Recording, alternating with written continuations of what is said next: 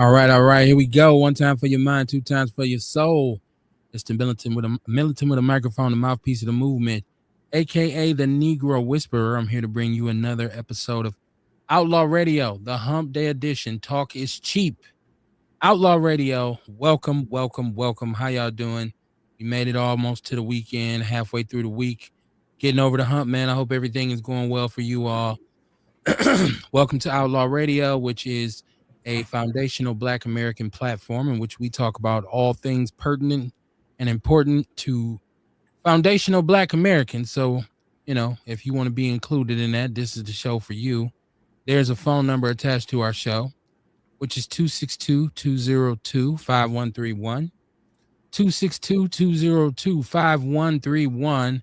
Or you can jump in our chat room. So share the show. We are live on Facebook and YouTube as we speak. So tell a friend and tell a friend, man. Outlaw Radio is on the air. It's time to get it cracking. I got the fact checker himself here with me tonight, Mr. Ian C. Jordan. What it do, Ian? What's popping with you?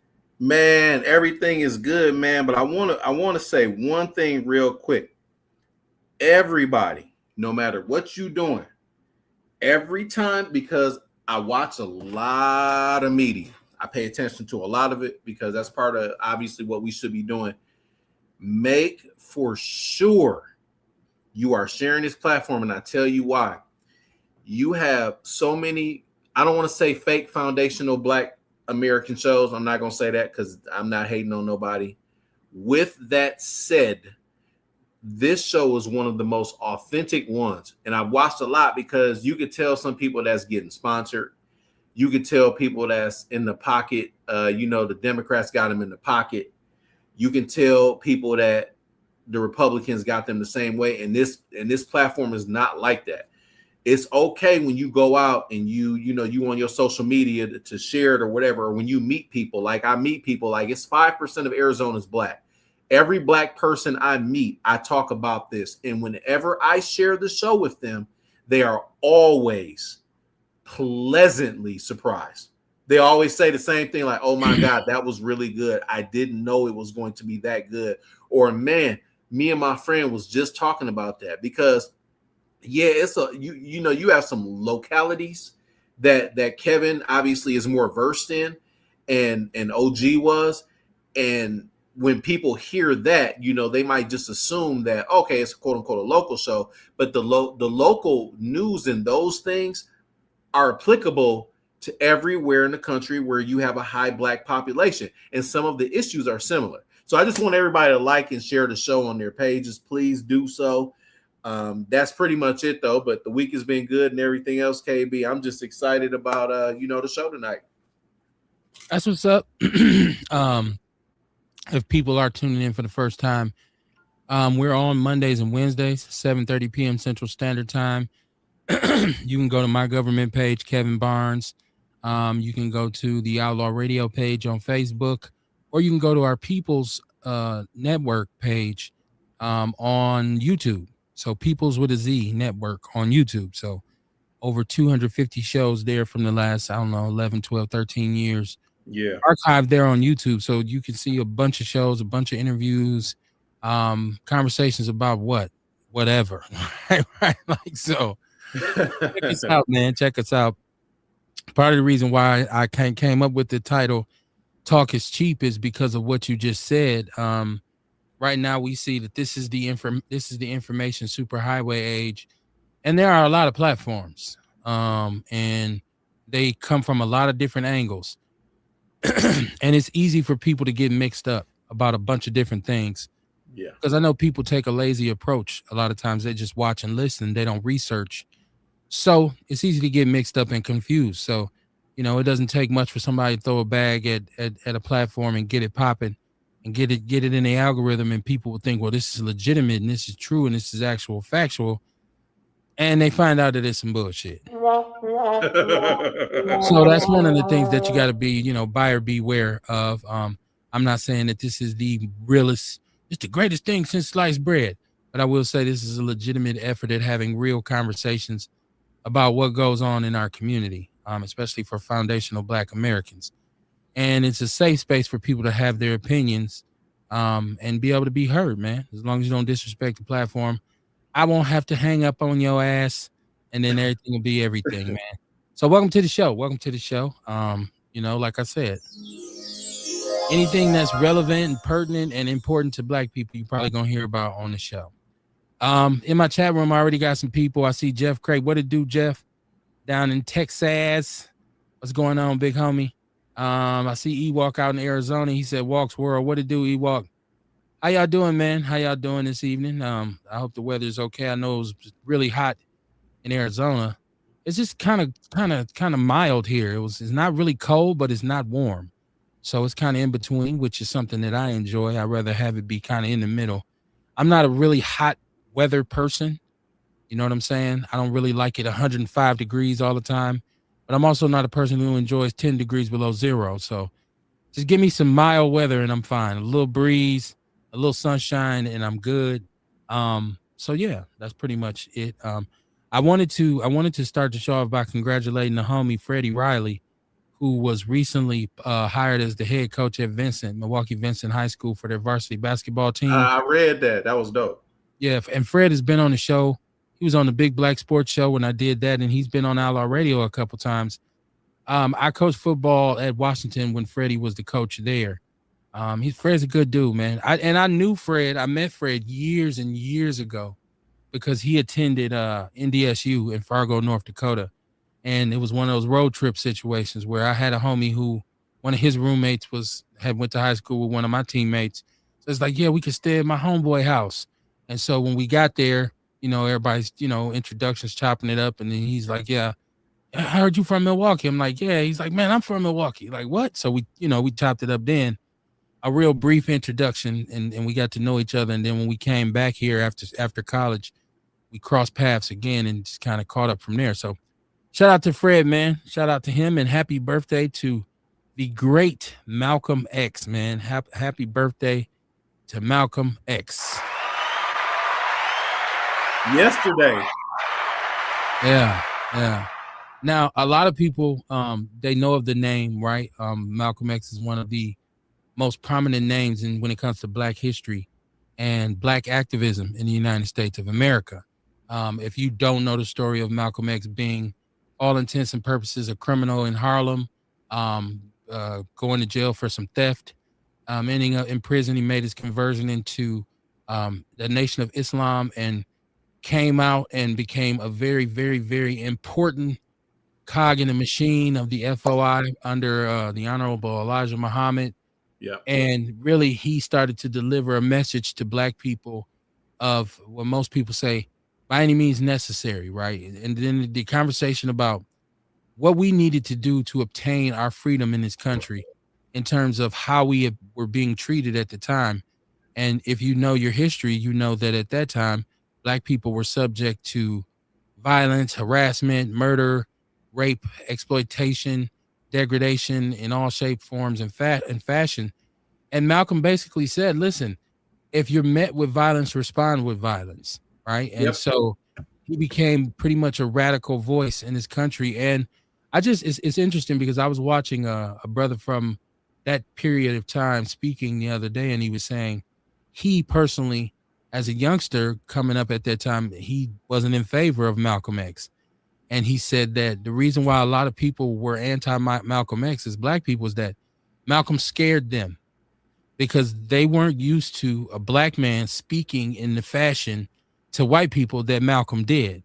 So he talked about how Malcolm scared a lot of Black people. So it just goes to show that if you're a Black person, especially a foundational Black American, and you have a strong message, and your message is centered around Black solidarity and Black empowerment, and self-defense, much like the Black Panther Party for self-defense that came along later, they're going to try to alienate you. They're going to try to ostracize you. You're going to be prosecuted and persecuted.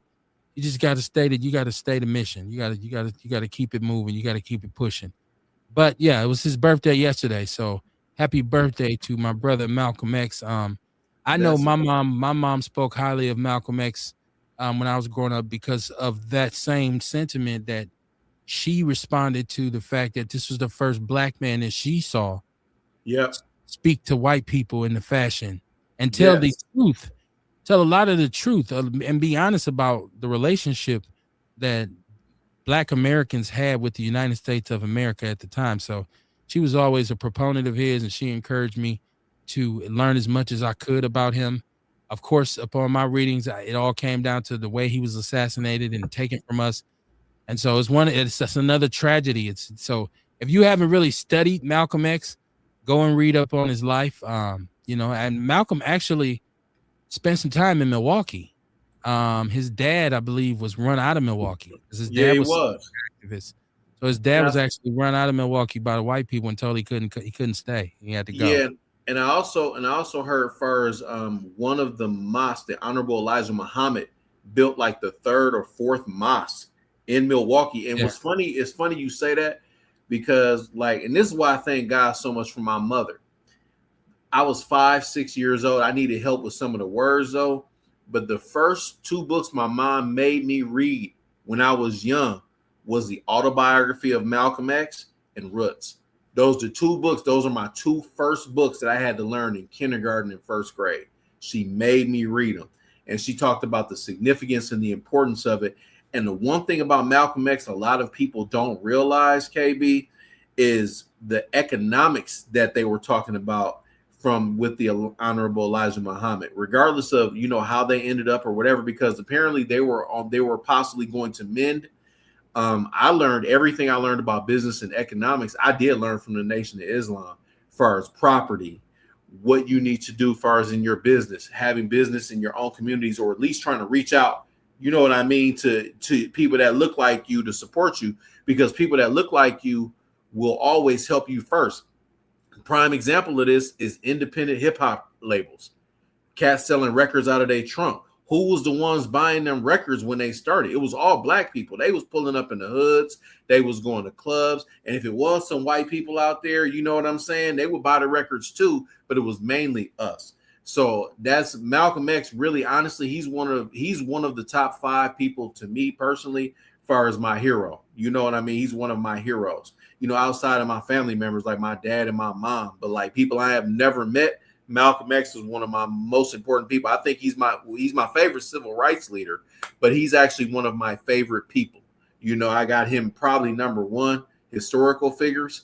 Yeah, because I think that he did more for us than he gets credited for. And Martin Luther King was an amazing person too, and we could talk about that, closer to his birthday. But yeah, Malcolm X is really him and Martin Luther King, man. I just get emotional just thinking about those two brothers because they did so much in such a short amount of time, because they were taking, when they started to when they got killed, that's crazy to say. When they started to when they got killed, man, dude, they did so much that affects us to this day, man. Man, God bless both of them, dude. Seriously. I love both of them. Rest in peace. Earl Yes. Henry. What it do, Earl? He said, what it do, my brothers and sisters? Love us. Dion, I see you in the chat room. He said, I'm here. What up, That's D? what's up. Yeah, I also want to shout out Quanell X, because I think Ace Cooley asked me a particular video Monday. We were on Monday, and I hadn't seen it, but I did see it. And Quanell X, who is, if you don't know, he's a Muslim activist, and I believe he's in Texas. I believe he's in Houston. Yeah, he is. And there was an attorney who insulted a Black woman, called her nigger, went on a typical racist rant, and Quanell ran up on him, and when he was going into court. Do you still got the screen? I was gonna say you should play that. I keep scared I would have to pull it up, but yeah. Oh my God, that was so beautiful. You gonna taste the ancestors? I thought it was hilarious. And it's one of those things where this man is geriatric. He's an older white man, and Quanell is a big dude, man. At least up top he is. I don't know if he got the penitentiary bill, but this dude was obviously intimidated. But the sister on there, it was so funny to me, because her sideline commentary was just like, it was like such the norm when a sister go and get her brother or her man and come back and defend her, and the conflict is going on, and she's kind of on the side, like, yeah, say it now, motherfucker. Yeah. I don't know what this sister's name is. She's Dr. somebody. It was hilarious. I I gotta find I her. was cracking up, man. The shit had me laughing.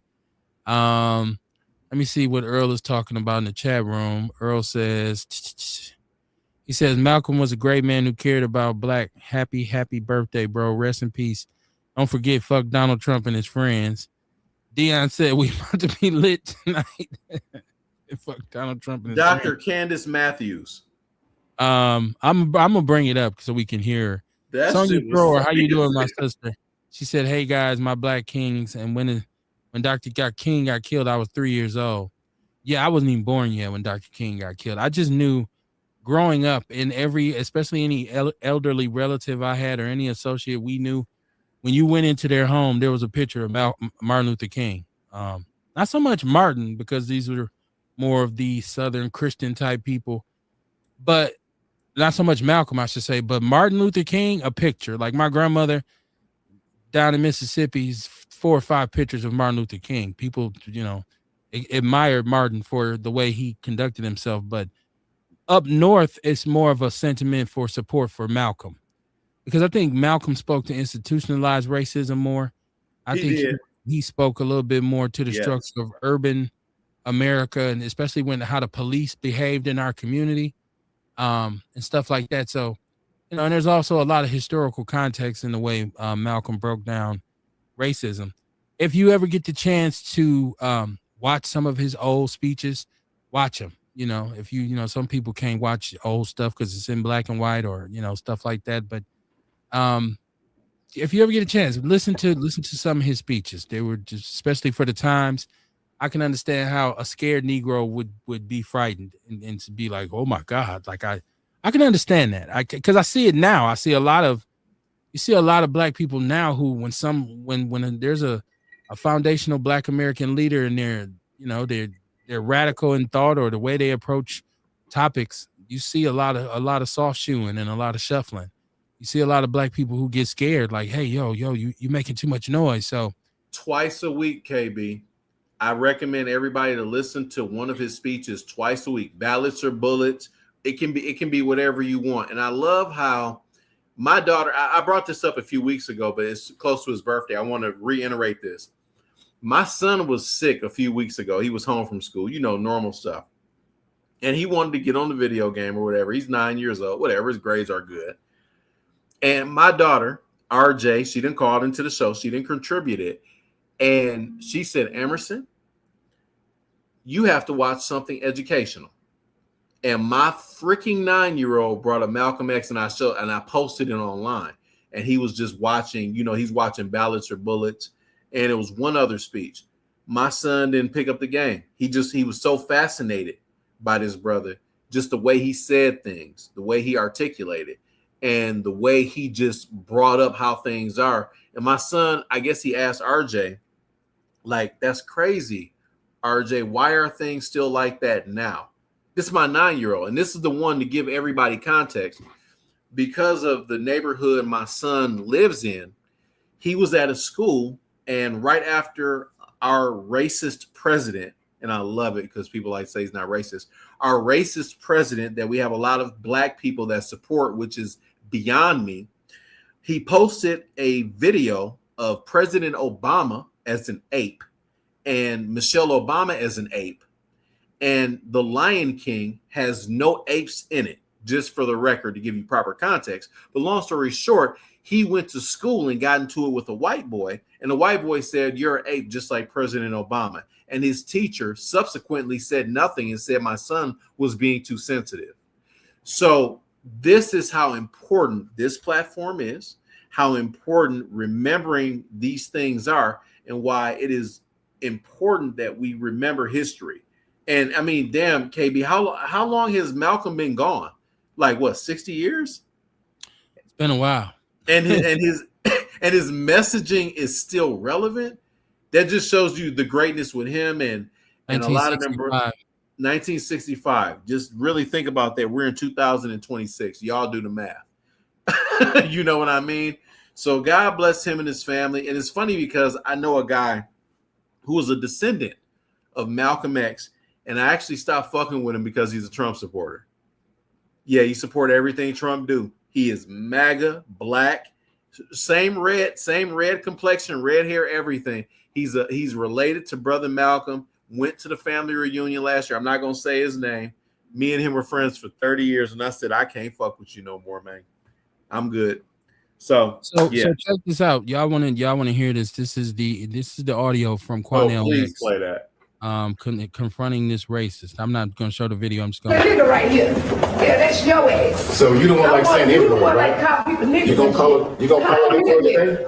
Call me what? I bet you won't call it in front of a black man like I bet that. you won't call me. Let me help you. You call a black woman N-word, call me that. No, call me. I dare you to do it. And I swear for God, I'll make you taste the ancestors. Me too. You a coward.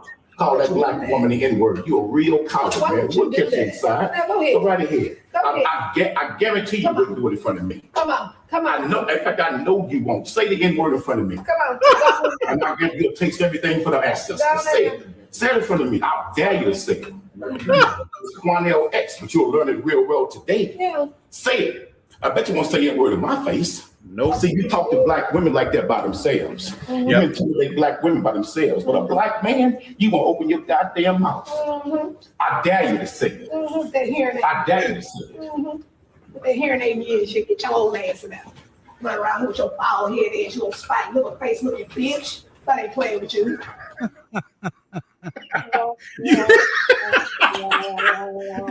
You live a face looking bitch. the whole thing with her, just the whole time of, yeah, say it to me. Yeah, I do this, I do that, I do this. That is so. I don't know. Just being from the hood, I've seen this a million times where, you know what I mean, where there's a brother confronting another man over, you know, whatever, with a woman, and the woman's commentary on the side is just comical. It is comical always. It's like, yeah, I send you to the ancestors too. It's like, sis, you ain't gonna do shit. But she entertaining though. Her entertainment value high as a motherfucker though. Get out the way, man. We go to fighting and tussling, you be the first one to hit the ground. I get knocked out trying to help you. Get out the way, sis. Get out the way. Get out the way. But she was hilarious. She said, me too. Yeah, I whoop you. I make you taste the ancestors too. Like, that was wild. I seen her on another video that she was going after some business owners who, and this was a black lady who, I don't know, it was an issue, and she was going at her. She was real over the top with it, and I'm like, that's a little much. It's a bit much for me. You know what I'm saying? It was crazy. Let me go to chat room right quick, y'all. My chat room is popping already. Sonia Thrower says, I'm not scared. She said she saw that. She saw that video for that audio I just played. And Dion was saying since 1965, we figured that out. How long he's been gone. Carrie Walker Jones says she loves her. And Sonia Thrower said, yes, Black Queen. See, sisters be in the background cheerleading. That's gone, girl. Tell him, girl. I don't know if you've ever had a woman who you was into it and she was yelling over your shoulder and you had to say, hey, baby, can you get back? Like, if we go to scrapping up in this motherfucker, I don't want you to catch no stray. Like, so it's crazy, man. This is Dion. He said, you'll watch W.E.B. Du Bois last night. I don't understand your question. Is that a question? Or are you saying W.E.B. Du Bois was on last night? I don't know. What are you saying, Dion? I didn't see it last night. Somebody must have posted something or something. No, I didn't see nothing last night. Ernest says he was old. She would have beat his ass. He right though. Hey, she did look spry though. To keep it 100, she looked like she'll be dude Kane walking ass though. He looked old. She's old too. She looked a little bit older. She looked like she'll give him that good old 1-2 work. He wasn't finna say nothing. He wasn't finna say nothing with big ass. I know. Hey, I know Cornell would have stomped a mud hole for the ancestors. Yeah, I'm gonna make you chase it, and that could be taken in many different ways. I was uncomfortable. I got nervous the first time I seen it. I was like, "Whoa, what have I?" I was scared too. I was like, "Oh, he finna get his ass whooped out here on these streets. He better shut his mouth." Ancestors, that's a new one. Good Lord. I love that. But yeah, so I was saying that the name of the show tonight is "Talk is Cheap," and because we live in this age where so many different platforms, I can spend hours at a time sitting watching YouTube, Facebook, Instagram, TikTok, whatever it is. I can spend hours literally just watching different platforms from people who are very known to people who you never even heard of, who have platforms that have a lot of followers, and are monetized in a lot of cases. So I spoke on the other night that Max B, the rapper, Okay. was on Gillian Wallow, and Gillian Wallow is one of my favorites because I think they're funny as hell. Um, and he was basically taking a big giant dump on Big Daddy Kane. And then he followed up by making another video saying explaining why he chose to go after Big Daddy Kane, and it's all centered around the infamous Playboy shoot that Big Daddy Kane did back in the early 90s. He posed with Madonna. He did some nude photo shoots and this kind of thing. And that's been the black eye on Kane's career. That's what everybody bring up. But I think one thing about it is it's very funny to me to watch a bunch of males. I don't think Kane did that for males. I don't think that was meant to appeal to that was men. for the women. I thought he did it for the women, and Kane's whole thing was about the women in the first place. My mama used to say he was a good-looking dude. He was all about the women. I thought he could rhyme. My mom thought he was fine. That's it. That's simple, bro. Yeah. But, and I think, like I said, talk is cheap. You can get it anywhere in any variation. And I think Max B, he's saying why he's so relevant now, and I guess because he's packing out shows right now. And Kane pretty much is on tour constantly around the country, around the world. He's an elder statesman of hip hop. Kane has to be in his early 60s and by now. Yeah. Mount Rushmore or old school. But I'm happy to see a lot of blowback. I'm happy to see a lot of people, famous people. I've seen Fat Joe, who I normally don't really rock with, but a lot of people who are in the game come out and go at Max B and say, you are completely delusional.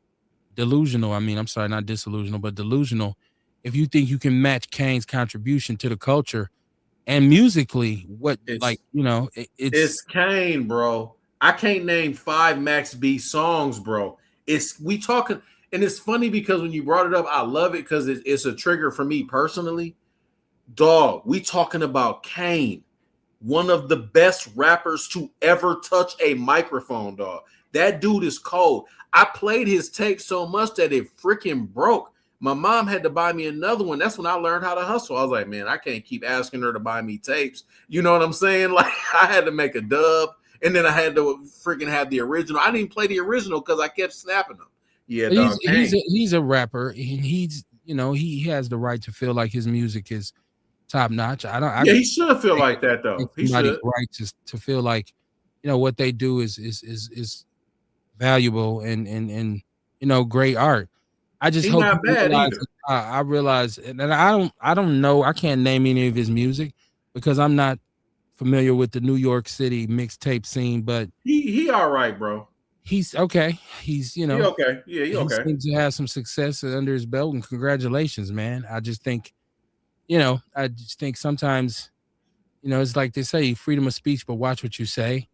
Yeah. Everything ain't for everybody, right? Like, so, there's a lot of dudes who would disrespect, the older rappers and what they did. But I just would hope that they understand that they wouldn't have a platform to be on right now had it not been for somebody like Kane. Like, he's one of those individuals that paved the way and pioneered hip hop so that you could be more free to talk about what you want to talk about and approach it with your own kind of style and your own kind of swagger. So, but it's just the latest example of some of the ridiculous shit that I see and hear when I'm on social media or when I'm on the internet. Like it's to the point where for me it's so entertaining that I actually probably watch more YouTube than regular television. I can't even tell you what's on regular television. Like, I can tell you some shit that's on Amazon or Hulu or Tubi or something like that. I can't really tell you what's on regular television because I don't watch regular television really. So, because those other platforms are so entertaining, and I just take them as entertainment. So, I'm just hoping that I wish Kane would respond, but I think Kane is kind of looking at it like, why would I even entertain this? This is stupid, right? Like, and I know he can say honestly, look, my record speaks for itself. Like, you can take his first at least 2-3 albums, and that's what Max B was saying. That after the third album, then the Playboy thing happened. Well, you know, he was After in the third movies. album.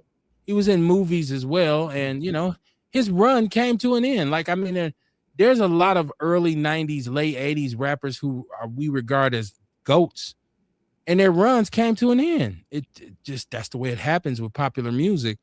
Your run will end sooner or later. You cannot maintain 40, 50 years of straight momentum. You're gonna sooner or later, you're gonna hit that cool down mode. I would, as a matter of fact, I would tell anybody, name me an artist who did not hit this wall. Right? Even the great Michael Jackson. Thank you. After bad, what did we get? It wasn't until from You 88 got a to like lot of 90, shit that you didn't like that much. 93 until 93. We Remember the Time, whatever the name of the album Teddy was. Riley produced the shit out of the Remember the Time album. He did Right. Dangerous, I the Dangerous don't know what album. the name of that. I don't know what the name of the album was, but I'm It's saying Dangerous. It's called Dangerous. well, it wasn't until, and then you didn't hear from him after that. When did he never made another album after that? No, Until because he did them the little recent short one, tours and then he was done. He was chilling. the recent one that he made with the You Rock My World or whatever, that was like the last one before He passed. had like 3 songs on there that was really good, actually. So I mean, everybody has, you know, look at Prince. Even Mike. With Prince, after Diamonds and Pearls, you know, label battles, politics, and music changes, the sound changes, the demands of what the audience wants changes. Hey, remember he So- became a Jehovah's Witness too, KB. So he wasn't even doing the same kind of secular music that he used to do. So it was hard for him to write.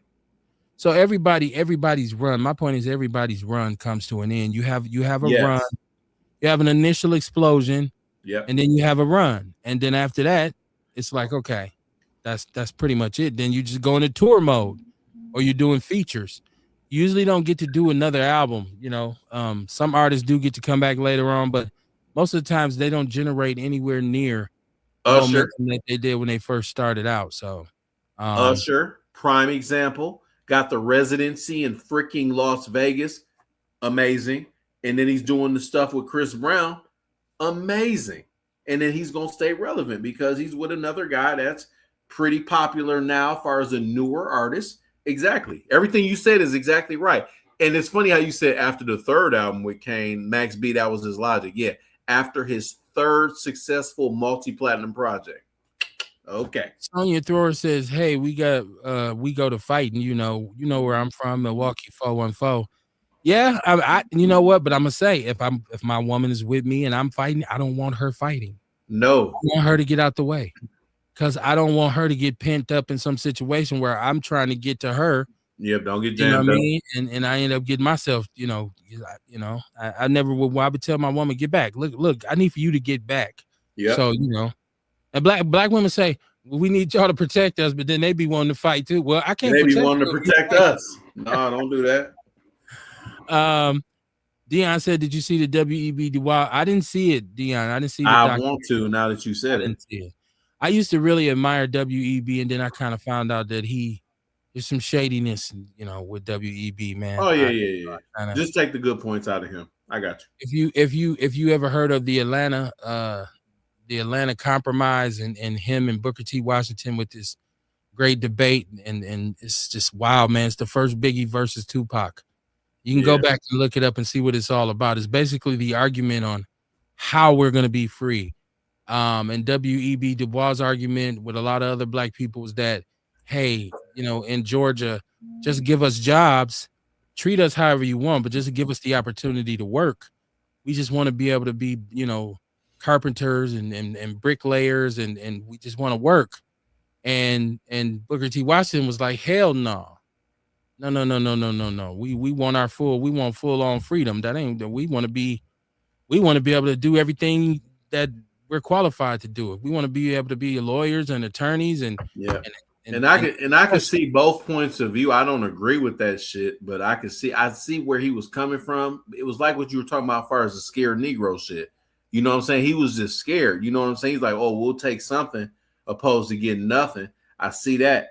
But I'm more of along the lines of, nah, man, you ain't finna just give us crumbs and shit. Fuck you. I'd rather fight. You know what I'm saying? So I may have had it flipped. I think maybe Booker T. Washington wanted to just take the jobs and whoever said it. But one thing about W.E.B. Du Bois was he worked for the military. He worked with the United States military, and there was a lot of racism going on in the United Okay. States military at the time. And so a lot of stuff he did was in hand with the United States government, and the white establishment was discovered later on. So it made me stop appreciating him as much as I used to when I was young. Kerry Walker Jones said the black eye in his career was his wife having full blown AIDS and trying to convince everyone that he didn't have it. What? She's talking about Big Daddy Kane. I never Wow. heard that. Damn, I ain't never heard no shit like that. I never heard that either. She might be fucking right though. Damn. I know he got a young son now. He's married to a younger lady now, so I don't know who. Oh, okay. She said his music is okay with them big old fat gold chains. For me growing up, Kane was that dude. Like I don't. He was that nigga. I had never smooth operator. He had no real equivalent to me, and that was just me growing up being a youngster. And yeah, people have to understand that hip hop was different then. Black culture was different then. We watched music videos. We didn't have the internet. Nope. So you watch videos and you read magazines. Artists back then might put out one album every 5 years, right? Like so, it was a big deal. Long live the Kane and his involvement with the Juice Crew, with the symphony and stuff like that. And Kane was just one of them artists that just changed the trajectory of rap. Like, what were we actually talking about on the microphone? Kane is one of those MCs who changed the game. Him, Rakim, KRS-One, Chuck D. These are all rappers that went away from just rapping about how good they rapped and started rapping about what was actually going on and how the people in the community felt. So, Kane was that dude, man. I tell you what, he wasn't limited to mixtape success like Max B was, because a lot of people, and I know his songs probably are huge in New York, but I'm not from New York, Max got B. some shit. So I don't, once again, and his music might be a little bit too young for me. I think a lot of that stuff, I was already over the hill. By the time he was popping, I think I was already a father of two. I wasn't really checking for the next wave in hip hop. So, that was more late 90s, 2000s. But the funniest part is that he had French Montana on this interview with him, and French Montana thought everything was funny, but he was one of Puffy's lap boys. And so French, that's what French got his success. I seen another content creator putting up a video of French Montana sitting at the table with Puffy. I think it was Hassan Campbell sitting at the table with Puffy with no shirt on. He got baby oil all over him, and Puffy's celebrating his birthday with him. The video is extremely suspect, but this is who you talking about. But you got this dude sitting here co-signing with you. That's what I'm saying. A lot of today's artists are so suspect in a lot of their movements. They're not really in positions to call out some of the greats. So, and Kane is one of those dudes. Like, he can't, especially if I would tell Max B to ask his mama what she thought about Kane back in the days. She probably and Kane did a real song with Tupac that never came out.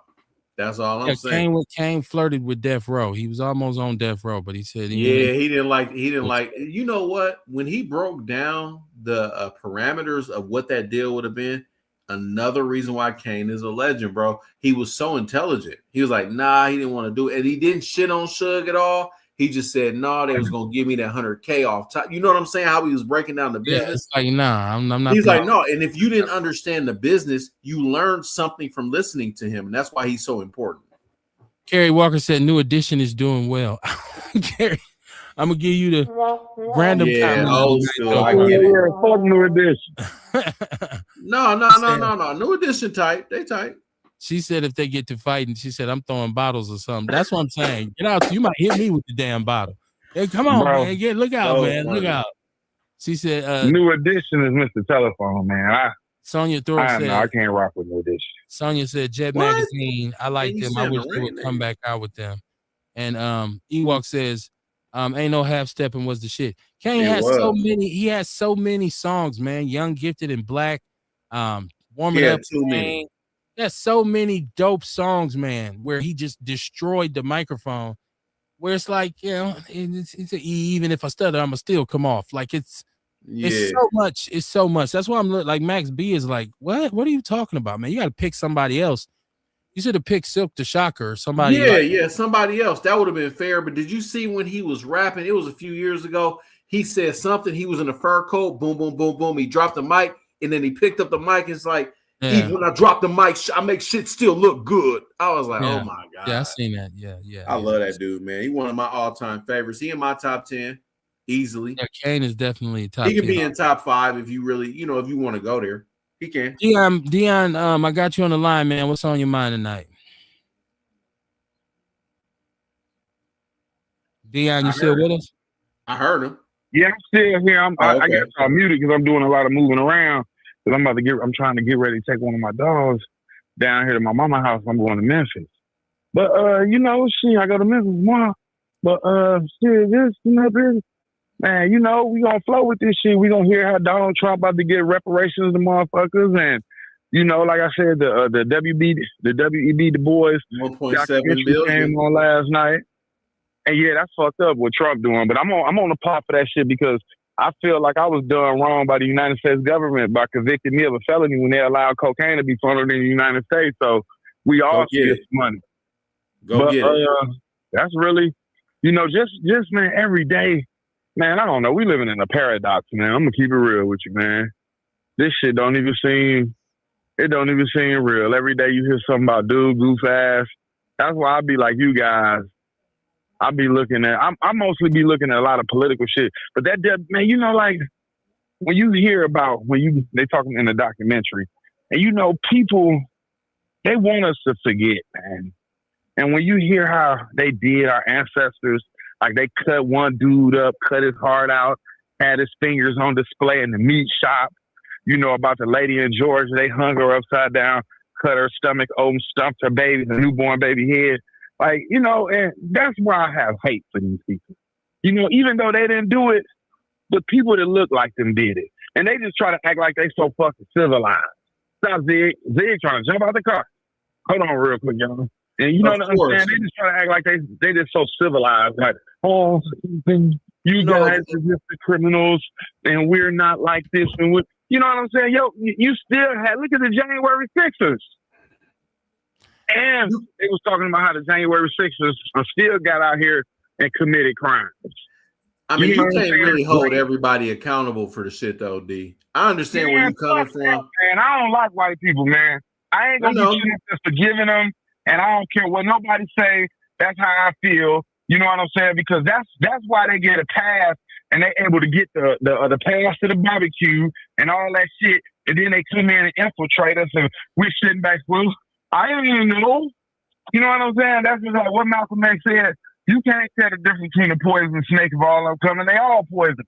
So I ain't gonna sit up here and be like, well, I'm not gonna judge one person for their ancestors' deeds because that blood still flow through them regardless of whatever. You know what I'm saying? Like, yeah, we could live among snakes. We could live among wolves and lions. But best believe if that lion or that wolf get a chance to eat your ass up, that's what the fuck they gonna do. And the same thing with white people. So I just can't. I don't feel that. I'm about to mute y'all. I'm about to cut my car on and got that beeping sound. Yeah. I'm looking at the chat room. A says, "What up, fellas? I hope you saw Cornel West getting that attorney's ass that called that black female attorney a nigga." I didn't really. I seen it. I didn't see Dr. Cornel West. I didn't really pay attention to it. So I didn't hear exactly what he said. But I mean, to that, what Dion was talking about. Historically, the way we have been treated in this country, yes, is just so bad, so bad. Don't even let me get started on it. And so I don't care what you watch. It could be about whoever or whatever. If it's before a certain period of time, when they start to talk about the conditions of black people at the time, it's always just horrible. Which is another reason why I say there's no reason why there's even a debate about reparations. So when we look at, I want to ask you a question real quick. Hold on, let me finish my statement. Hold on, let me finish my statement. No debate. There's no way that $1.7 billion all of a sudden comes out of the clouds to give to the Anti-Weaponization Act. Stop it. Because Trump says that the January 6th rioters were treated badly, and mishandled by a corrupt system. Thank you. Right? You've given 90 million, you just gave 90 million more dollars in reparations to Jewish people. So we're talking about $2 billion, over $2 billion. And you want me to believe that as a black person, we don't deserve, or there's not a way we can do reparations for us in this country? It's absolutely fucking asinine. It doesn't make any sense. It'll bankrupt America, or it'll raise taxes, like all the dumb stuff they be saying. KB, I don't even get mad no more because I understand. Like I said, my mom was a political science major. My dad was a Panther.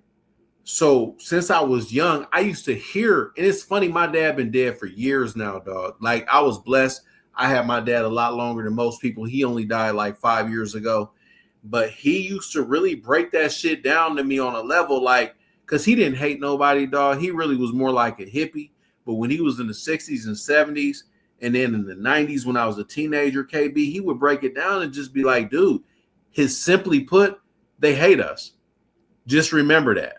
And that was his message. Get your money, do your thing, but they hate us. They'll never like you. They'll never respect you. They'll always create a narrative. Always. Ace Cooley says the motherfuckers are and always will be the Neanderthals of the planet. Thank you. He said, okay. He says they're gonna be the minority in America soon savages. Too. He said niggas don't eat humans. How you doing, Mama Jenkins? She said watching and listening. Listen, they savages. I heard over there in Alabama somewhere, a young boy came up missing. They was talking about it on one of the AM stations today. They was talking about this young boy came up missing. They found him chopped up and his body burnt. Like, come on, man. You know what I'm saying? That be making me nervous when I be going down south. But I'm leaving in the middle of the night, so I'm going to leave about 3 in the morning. By the time I get to Chicago, get halfway, the sun keep that heater with you, though, dog. I don't know. Well, you a felon. Can you keep I'm a felon, bro. I'm a felon. Yeah. I'm a felon. And, what about your girl? That heater shit don't make no difference when you be going to them different states. You know what I'm saying? Because you got a concealed carry here in Wisconsin. You can't. That don't mean you got one in Illinois. No, I'm not talking about that. I'm just talking about the safety aspect, man. Fuck the law. Yeah, your girl, like, make sure somebody got a heater. I'm going to Illinois, Missouri, Arkansas, then Tennessee. You know what I'm saying? Yeah, it's not reciprocated. So, I don't be too much worried about that shit, though, bro. You know what I'm saying? Because, you know, it just be what it be. Hey, like a motherfucker said, if it's your time, it's your time. But just to, you know what I'm saying, just to be knowing all that bullshit just to be going on, you know what I'm saying, how these people, you know, and I think that's really, my grandfather was born in 1925 in Arkansas. He was a sharecropper. He instilled fear in me with white people. That's why I don't trust them. But as I start getting older and learning so much, like you said, egregious behavior that these people, you know what I'm saying, they stomach it like a public lynching, you know what I'm saying? And then like one of the sisters asked, why do y'all hate us so much? You hate the people that was taken advantage of, went over there and got exploited, all this and all that, not giving a fair chance in America. You know what I'm saying? Like what? No reason. Cannot sit up there and not hold any resentment towards them. They don't care, bro. No, I'll be honest with them. I'll be like, resentment is different from hate. I think, you know, words mean something. So we gotta monitor what we say. So when we talk about how you feel, you know, your attitude towards white people, I think you get back what you give off. So if I'm a person that walks around with hate coming off of me all the time, and with the energy that I give is hateful, I'm going to be a person that's a recipient of it as well. So it makes for a very unsteady life. I feel like black people should be so laser focused on what we need to do that we don't have time to really hate. We've never been a hateful people. No. Matter of fact, a lot of the times that we reflect on, especially on here, a lot of the times that we reflect on here, if you go back and talk to black people back then, a lot of them didn't hate white people. They wanted to be cool with them. Most of the civil rights movement was about, hey, can I come and eat with you? Can I sit with you? I want to go to school with you. I want to shop with you. Despite all of the mistreatment, black people still wanted to be included. So it's not, that about hating. Oh, I hate. It takes a lot of energy to hate somebody. and I really don't have the time or the energy to give to them. It's like with Trump and his supporters. I mean, we all see the bullshit. Like if you can't this shit with these reparations for the January 6th people. This by far is the worst to me.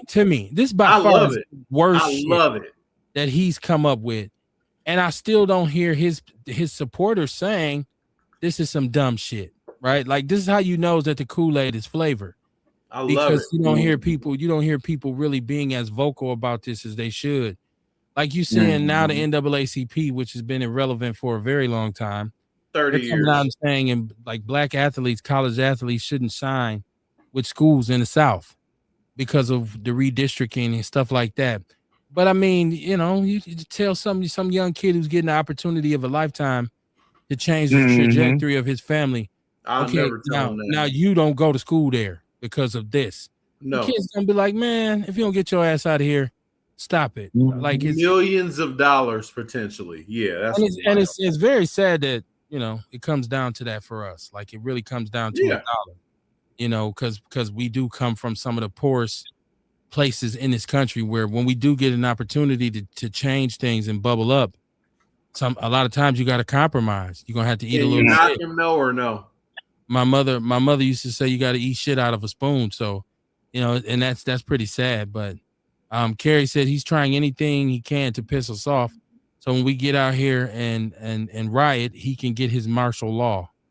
Yeah, I mean, you know, that could be bait and switch. It could be bait and switch, Kerry. I don't disagree with you.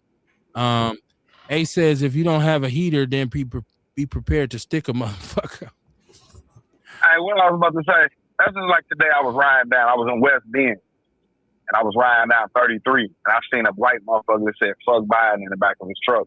And it just made me think, like, when you go to that gas pump, motherfucker, that gas pump don't say white or black. You feeling this shit. So you can say fuck Biden, but you know, like me and my guy was saying, a lot of people really don't really know politics. They really don't. They don't understand. Like your guy Jeff, he was like, well, my dad was on disability, but if it weren't for the Democrats, your dad wouldn't have been able to get no disability. You know what I'm saying? Like, so a lot of people sit up there and the reason, my reason is, you know, maybe they do actually feel like Republicans have good policy, but you feel like the Republicans got good policy, but you benefit from everything that the Democrats do. Make that make sense. But, you know, maybe they really true do. You know what I'm saying? Really do feel like that. I don't know. But it's just so sad to see that these people, you know, because SNAP gonna hit y'all. Y'all gonna lose y'all Medicare. Y'all, you know, especially in the rural South, y'all gonna lose a lot of shit. So that shit don't say white or black. You know what I'm saying? What it says is the motherfucker's about to lose everything. You know what I'm saying? And that's it. That's all. You know what I'm saying? Well, I mean, that's it. That's all. You know, y'all paying these gas pump, y'all paying these prices at the pump. Y'all doing all that shit. You know what I'm saying? So it's not only affecting us, but it's affecting you guys too. And you know, I mean, it is what it is, and it's gonna be what it's gonna be.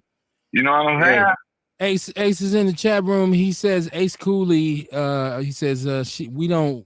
I think he means we don't hate white people, but we sure have a major case of Willie Lynch. In what regards? You know, Willie Lynch was actually fictional, but in what regards are you speaking of, Ace? Hold on. Speaking of fictional, really quick.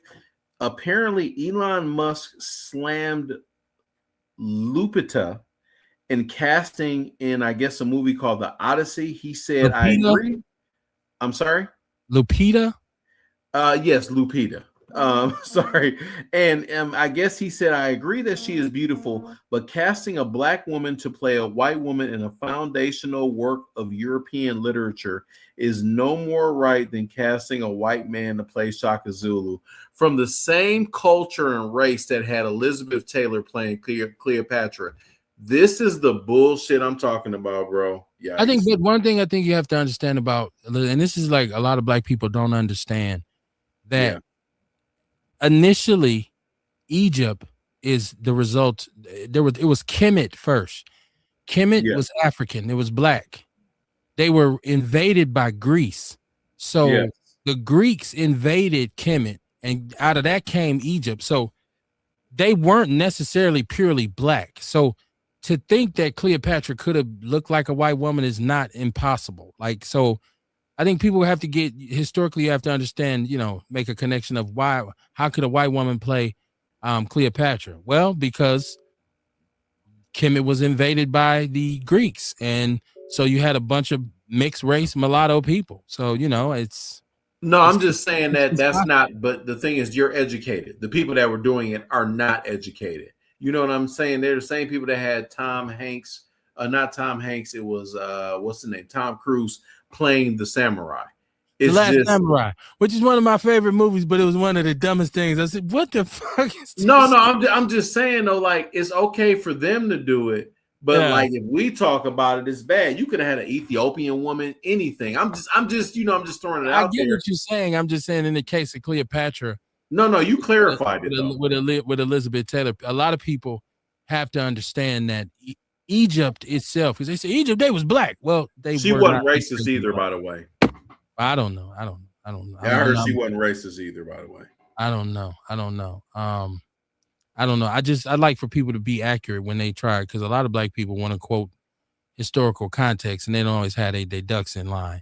A says, Dion, that's why we say they are different sides of the coin. There are different sides of the coin. Kerry Walker said, did you hear the vice president tell of the factory workers, if they want to keep their jobs and live, they better vote against the current administration? I did not hear that. What? I didn't hear nothing like that. I don't even understand that. I didn't hear that either. This gas section look kind of sketchy, right? She said, Greece don't like white people either. I used to date one. You mean Greeks don't like white people? That's good. That's good. A says they have and always have been destiny swapping. But I just, like I say, I think to get caught up in hating kind of distracts you from what your mission should be, right? Like, because your mission should be to empower yourself and overcome the obstacles that are placed in your way. So if you get preoccupied with hating, I hate, hate will consume you and it'll destroy you, right? Like, and so that's why I always say, with all the knowledge that I have of all of the massacres, the race massacres that have occurred over the years, like I'm fully aware of all of the crazy shit white people have done in this country. And a lot of it, you look at it and you say, what kind of motherfucking people are these people? But then you have to say, okay, lesson learned, money earned. You got to keep it moving, right? Like, so I can't stand still and just stay there and look and wait and hate.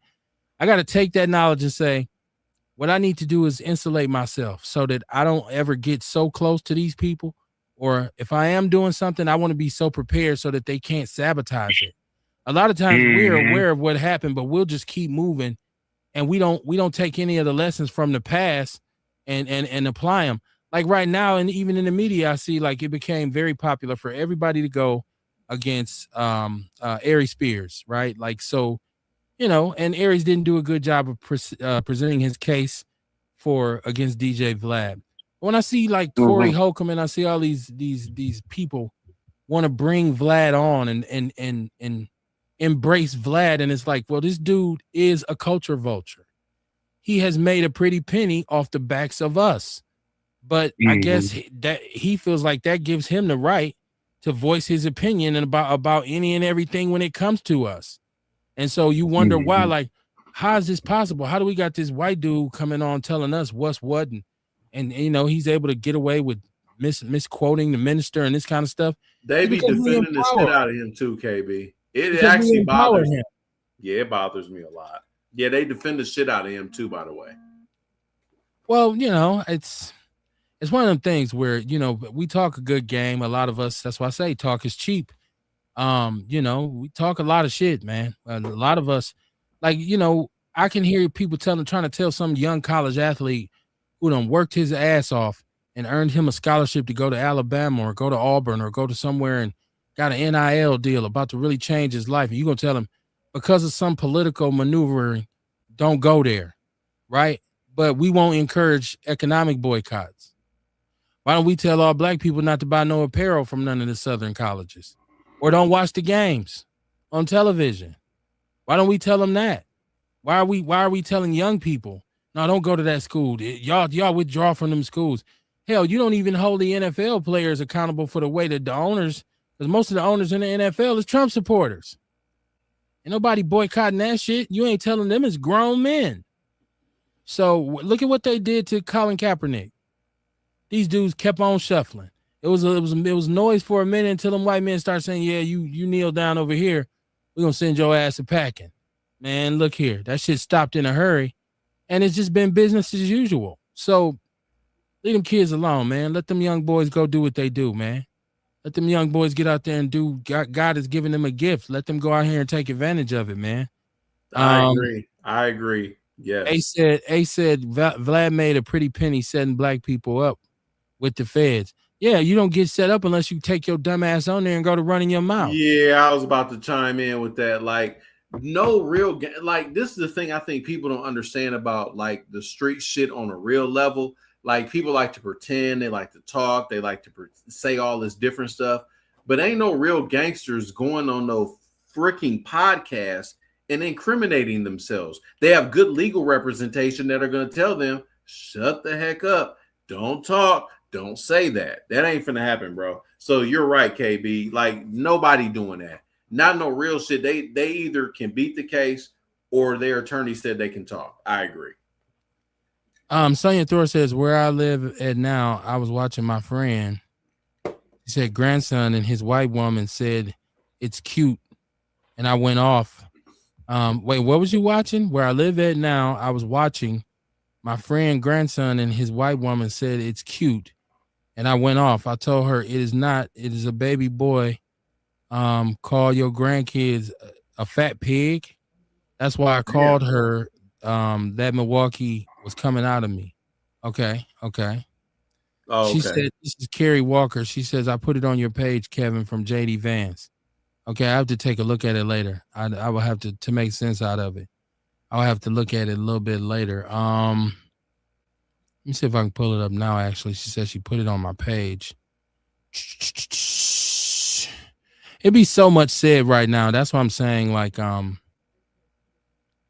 it's so much right now going on. In I don't know if people are, selective rage, right? Like people pick certain shit to be upset about. Yeah. Certain shit that they just let swim by. But I keep asking black people, what are we going to do? What are we going to do? Is it going to be an economic boycott? Is it going to be a march? Is it going to be a protest? What is it going to be? I don't, because when they start to be aggressive towards us, something has to happen. Something has to happen, and ain't nobody, I said black people need to be calm, cool, and collective because I agree with Kerry Walker Jones. I believe that Trump may be looking for something. He wants to trigger us. I do believe that there may be a mission or an agenda to say, we want them to act a fool so we can really come down on them. Right. Yep. Like, so, and I do think we need to pick and choose our battles very wisely. I think we need to, and that's what, so I figured out because I asked a couple weeks ago, why were people mad at Killer Mike? And then after I gave it some more thought, and I gave it some more research, I found out that people were upset with him because they felt like he was basically in the pocket of the Republicans. He was one of the black people who was saying we don't need to vote and that we shouldn't vote for Kamala, which in their minds made him pro-Trump and pro-Republican. Mm-hmm. So basically when he came out and said, hey, we need to vote now because they're going after the Voting Rights Act. We need to vote and get these Republicans out of office and get MAGA out of office. People were saying, well, you switched up because before you wasn't saying nothing, but now all of a sudden you're switching up. But I still don't understand why people are mad. Even if he changed his tone, isn't it a good thing to go from wrong to right? Because obviously he was wrong before. What's the name did that too? What's his name? Dr. Umar Johnson. He said, I'm not voting for Kamala or Trump. You know what I'm saying? I'm just saying, people were so upset with Killer Mike, but I see he's pressing on because I see that he came up now. He's just started a program in Atlanta to help renters become homeowners. So he's I heard that's bullshit though. he's moving on. My point is he's still getting things done. While you got a lot of talking heads who want to call him out who ain't doing shit. So it's always a lot of, it's always, that's what I say, talk is cheap, man. It's easy to say something. It is very easy to say something. Like you can come up with pull something out the crack of your ass and say the most dumb shit. Like I seen a video of Charleston White and he had the white paint on his face, and he's like, I finally get to be a white man. I finally get to be a white man. And he's saying all this crazy stuff. My dream has come true. And actually, I seen a video where he was giving praise to Chad the Builder. And, you know, he ain't canceled. I mean, it's because you can get on the internet and say this kind of shit and still have a following. And people can still be like behind you. And I'm like, as a black person, some of the shit that I hear black people say on some of these platforms, I'm like, why do people even watch? Why would we even watch this shit? It's like this point Ace is making. He's saying Brick Baby, Big U, and Loose Cannon all in prison for saying dumb shit on No Jumper. They were all for real Crips. Well, you know, they got a place for you. You know what I mean? And if you went on there and you was dumb enough to incriminate yourself, that ain't Adam 22's fault. So, you know, that's your fault. You can't blame Adam. I blame you. Kerry Walker Johnson, I think our best move is an extremely large scale of not spending money. Man, do we need to go over the economic shit real quick? Say that again. I'm just saying, do we need to go over the economic shit real quick? You know what? What we need to do, KB, and it's actually really simple. We need to go into real estate investment. One, if you have a 401k at your job, invest in it. And I'm trying to think the last one, if you can get a side hustle or sell something, you know what I'm saying? That would be cool too. I mean, I don't think people understand the seriousness of all this. It's actually very simple. Look at Target. They are just now coming back from being at the brink because black people started shopping there again because they stopped being on that fucking MAGA shit. Dude, we control the dollar, man. And a lot of people are trying to. Oh, I'm sorry. Go ahead. From what I heard, now listen to me. If we do try to plan an economic boycott, it will hurt people that look like you and I. You know, like when they did that to Target got to laying off people, and guess who'll be the first people to go? So it's like a plus. It's like a plus and a minus to doing an economic boycott. Or it's called a sacrifice. So, I mean, yeah, some people gonna lose their jobs. But thank you. We ain't spending money anyway, so yeah. You not having a job is if you know what, KB, if you go to my Facebook page, like all day I've been posting all of this shit first. Target with their bounce back. In addition to Target having their bounce back, John Hope Bryant talking about you need to buy real estate. Like I bought an investment property. Like today I was talking to one of my former employees. She's going to move into my place. That's income. It's not that hard. People act like the shit is harder than it is. The only thing that's hard is trying to get a whole bunch of people to kind of be on the same page. If you can get 2 people, maybe one other one, like 3, you can get you and your cousin and your cousin's friend. Y'all can do something. So I don't understand, like a lot of brothers don't be doing the shit. And one thing I hate that on social media, they love to generalize the black community. When you look at our community, you look at black people historically, all the companies we've saved, all the businesses that we have pushed and projected, they love to create a narrative that we ain't shit. And another narrative that I want to address real quick, KB, because I know you want to jump in. They love to act like black men don't like black women.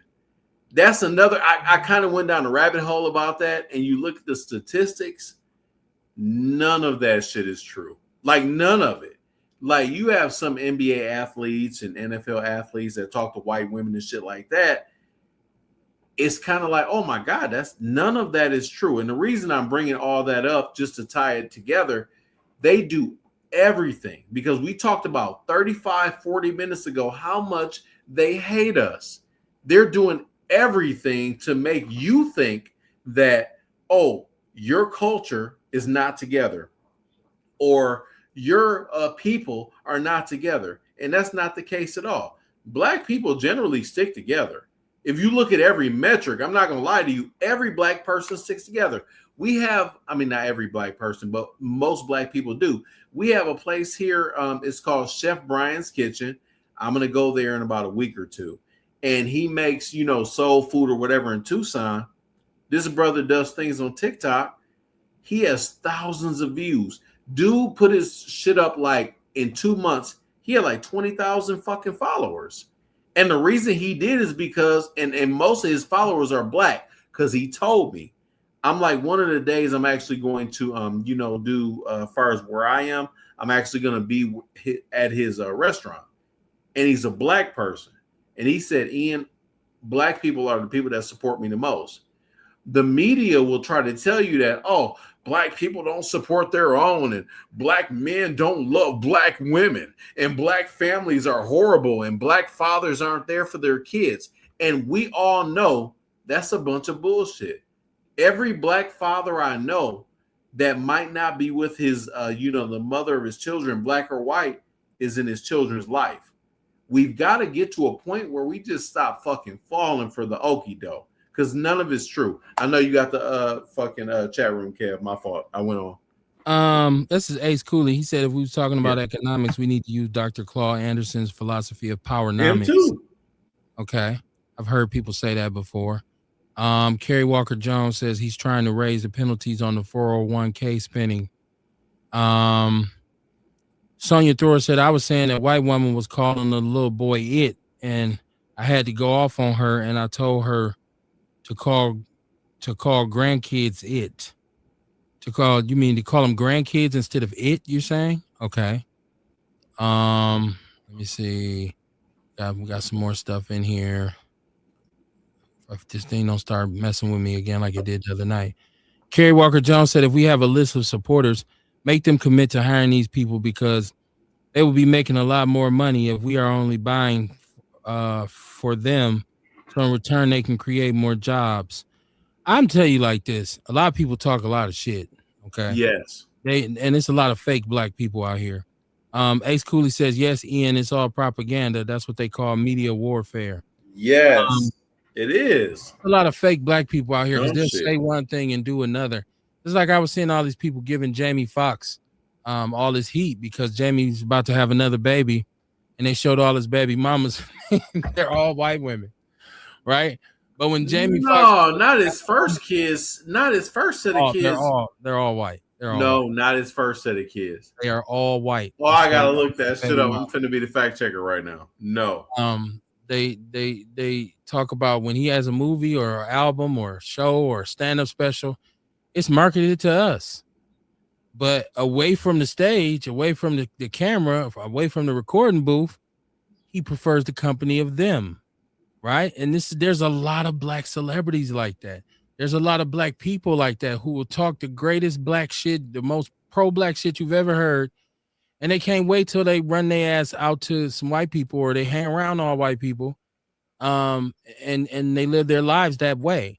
So when we start talking about what we need to do to change things for the better, a lot of it comes down to what are you really doing as a black person, as an individual? What are you really doing? And I'm talking about foundational stuff like, are you raising your children? What kind of citizen are you? What do you do to contribute to the community? Have you ever mentored?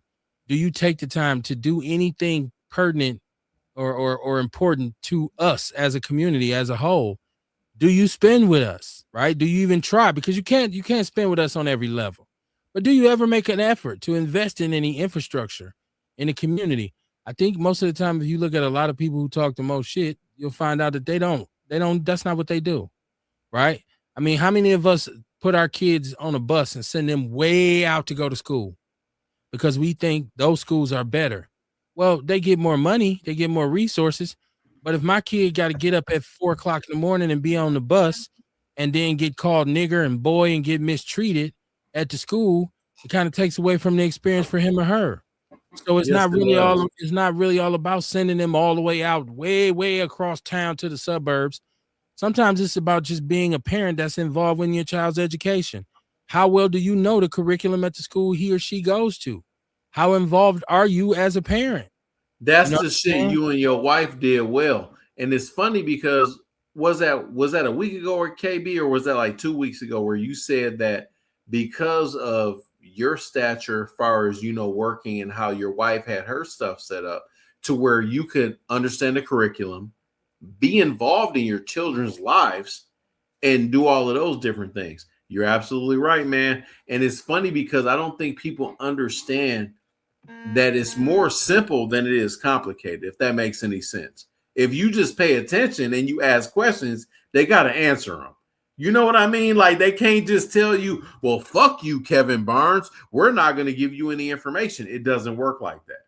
So, yeah, Well, I mean, man, people tell me all the time. My brother and I used to have some very funny God discussions bless him. because God he would bless the say, dead. "Yeah, as pro-black as you is, but you sent your son to a private Lutheran school, right?" Which I Ah, did. But me it was too. for me though. It wasn't about going to a place where white people are at. White people were to make it a better education. Exactly. I felt like the smaller class sizes and the more individual attention that he could get as a student would benefit him. Me And too. as a former MPS teacher and coach, You and I knew. worked with MPS in various many different positions, I knew what was going on within MPS, and I didn't think it would be productive for my son. So, yeah, I did Did send you him. But the one thing we didn't do is it wasn't once I put him in there, I wasn't involved in his education at all. I didn't did know you what was explain going that? on Did at you the school. explain that to Bear Meat though, or no? I mean, we talked about it. It Okay, wasn't okay. No, I satisfactory was to just him, curious but because I didn't know the context. it Okay. wasn't satisfactory to him, but then, people can agree to disagree. Um, and I got family like there's that too, bro. They didn't there's certain understand why I people sent my kids to a private school. Yeah. there's certain people who will never understand why you do what you do. Yeah. Uh, and like I say, I'm not gonna necessarily judge a person because if a black person get a little money and they say, "Hey, man, I want to move into a place that's safe," and they move out of the hood. Ain't First nothing of wrong all, with the that. object of the game is to get the fuck out the hood. Because I'm gonna tell you one thing you can't do. You can't bubble up in the hood. You can't have a fly ass crib with all your whips parked in the yard and Niggas you will got the come get shit that all shit, in your bro. garage. Yeah, your shit's gonna get stolen. You can get broken into. And so, yeah, a lot of times you got to move out. Now, the problem is are you when you move out, are you just like, okay, I'm done with that? Or are you still invested in that community? Like there's a way you can Exactly. still be invested in the community and not live necessarily there. And I don't so I just think a lot of black people who talk a lot of shit ain't as black as they say they are. As a matter know. of fact, I think if you pull the curtain back on a lot of black leaders, if you pull the curtain back on a lot of them, like even if you just put a mic and a camera at their job and watch them come in and start code switching or kissing Yeah. the white man's ass or downplaying another black person, a lot of this is what a lot of the leaders that we have or so-called leaders, they're not really leaders, they're gatekeepers. They are put Yes. in place by the power structure to keep your ass out. And And so, it's and if you meet them around the bend, you'll figure it out. Like, wait, I thought you was for us. exactly. And it's funny you say that because, like, when I was in the hood, like when I was on 28th and Meineke, you know what I'm saying? And my album, if you Malice, if you go ahead and what I'm saying, look it up online, it's about $30. Like, literally, I was just trying to kind of get out of the situations I was in. I was trying to leave a subculture. Man, niggas shot my house up. Motherfuckers had jumped me and shit. Like, it was just weird, bro. Like, all of that kind of stuff. Like, I got wrapped up in so many different situations. And because, my family, far as association by marriage, like my cousin was Jerry. So it's kind of like, man, dude, I had so much shit happen to me. I was living in Aunt's house, 2440 North 28th Street. I had so many situations. And I was in a position where I could have went to jail for the rest of my life because when niggas shot my house up, they shot my sister's room up. She could have been killed. And like now, fast forward, my sister, she has a multi-million-dollar a year business. You know what I'm saying? Where she helps so many people. She wouldn't have been able to help the people if you know what I'm saying, she would have just succumbed to what motherfuckers was doing. And my overall point in bringing that up is, dude, you trying to get out the hood. You're not trying to stay there. But like AJ, fires on 28th and Meineke, he had a corner store. And AJ literally did everything he could do to educate people, to be like, don't do this. You should do this. Go to school. Niggas still was doing their thing. So, you know, fast forward to where I am now, man, like I'm trying to get to a point, and it's going to sound crazy to you, KB. I'm trying to kind of get back to Milwaukee. You know, once I'm a multi-year 7-figure income earner a year, I want to go back to my hood and like do some positive things. Is, you know, I think I'll be there in like another couple years, but I know that the potential in Milwaukee is high. It's so much talent there, bro. And it's not just music or whatever. You have so many intelligent young people in Milwaukee. It's mind blowing. Cause I remember when I was there, my God, working with the schools, like I worked at Travis Academy. I worked at a SADA school, and I saw all the talent. And I just don't think a lot of people that are in leadership have it together. And that's something that I have said, you know, before I die, I want to come back and I want to do things for my community. And that will be me giving back, so to speak. So, yeah, man, I'm just praying, dude, because I'm telling you, KB, like the passion that you have for Milwaukee, I think it is admirable, and I think that it's legitimate. And I really believe, man, people laugh when I say it. And I was talking to one of my friends, and he got a ton of money. I was like, nigga, I'm going to make you write a check. I said, I'm going to come up with a proposal. I'm going to come up with something specifically in Milwaukee, and you're going to want to invest in it. So that's it. Sorry, I went on. But that's my passion. Onion says, no, can't riot. Yeah, I wouldn't encourage people to riot right now. I'm not. No, God, no, don't do that. Kerry Walker Jones said, me and my brother went to Lutheran schools, and all we learned was that we were monkeys. We smelled funny, and she said we didn't. Our hair was nappy, and we found out we were black. Not to mention them teachers beat our ass.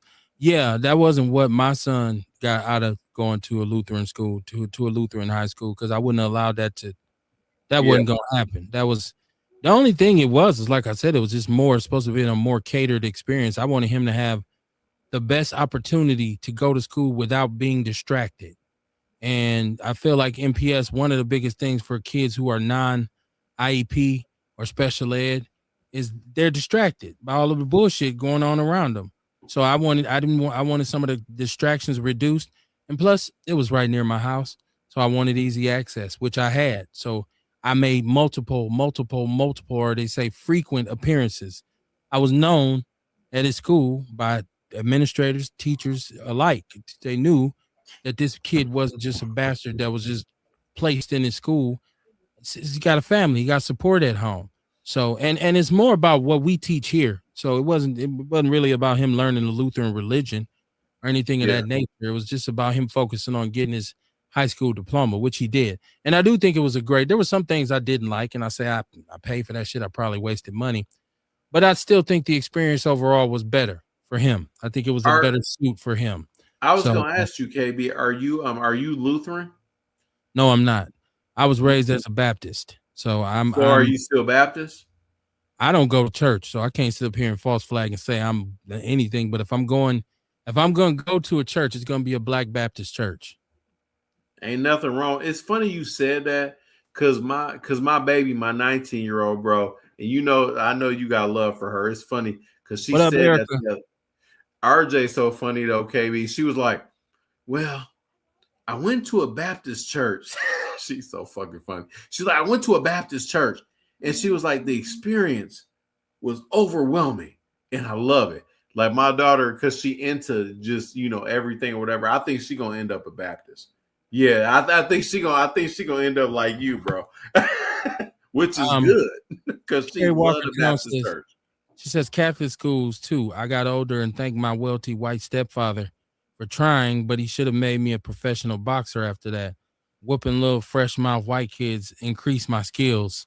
Okay. Let me see. Erica Hunt says Milwaukee has a lot of good students. I left my kids' school open house and they have so much good stuff to see. Um, absolutely. All our kids ain't lost. Some of us is really out here raising our kids and busting our ass to raise them. They'll sell you the narrative that all the kids are lost. But we got a lot of them and we need some help. She said, I also seen many curly haired children. I understand my girls. Oh, wait, what? Erica, what is this? I also am seeing many curly haired children. Not I understand my Don't girls try to read that though. always want to puffball ponytails. Okay, I'm gonna need you to retype that statement, Erica. I love Erica, but yeah, That that's was a kind little jumble for me.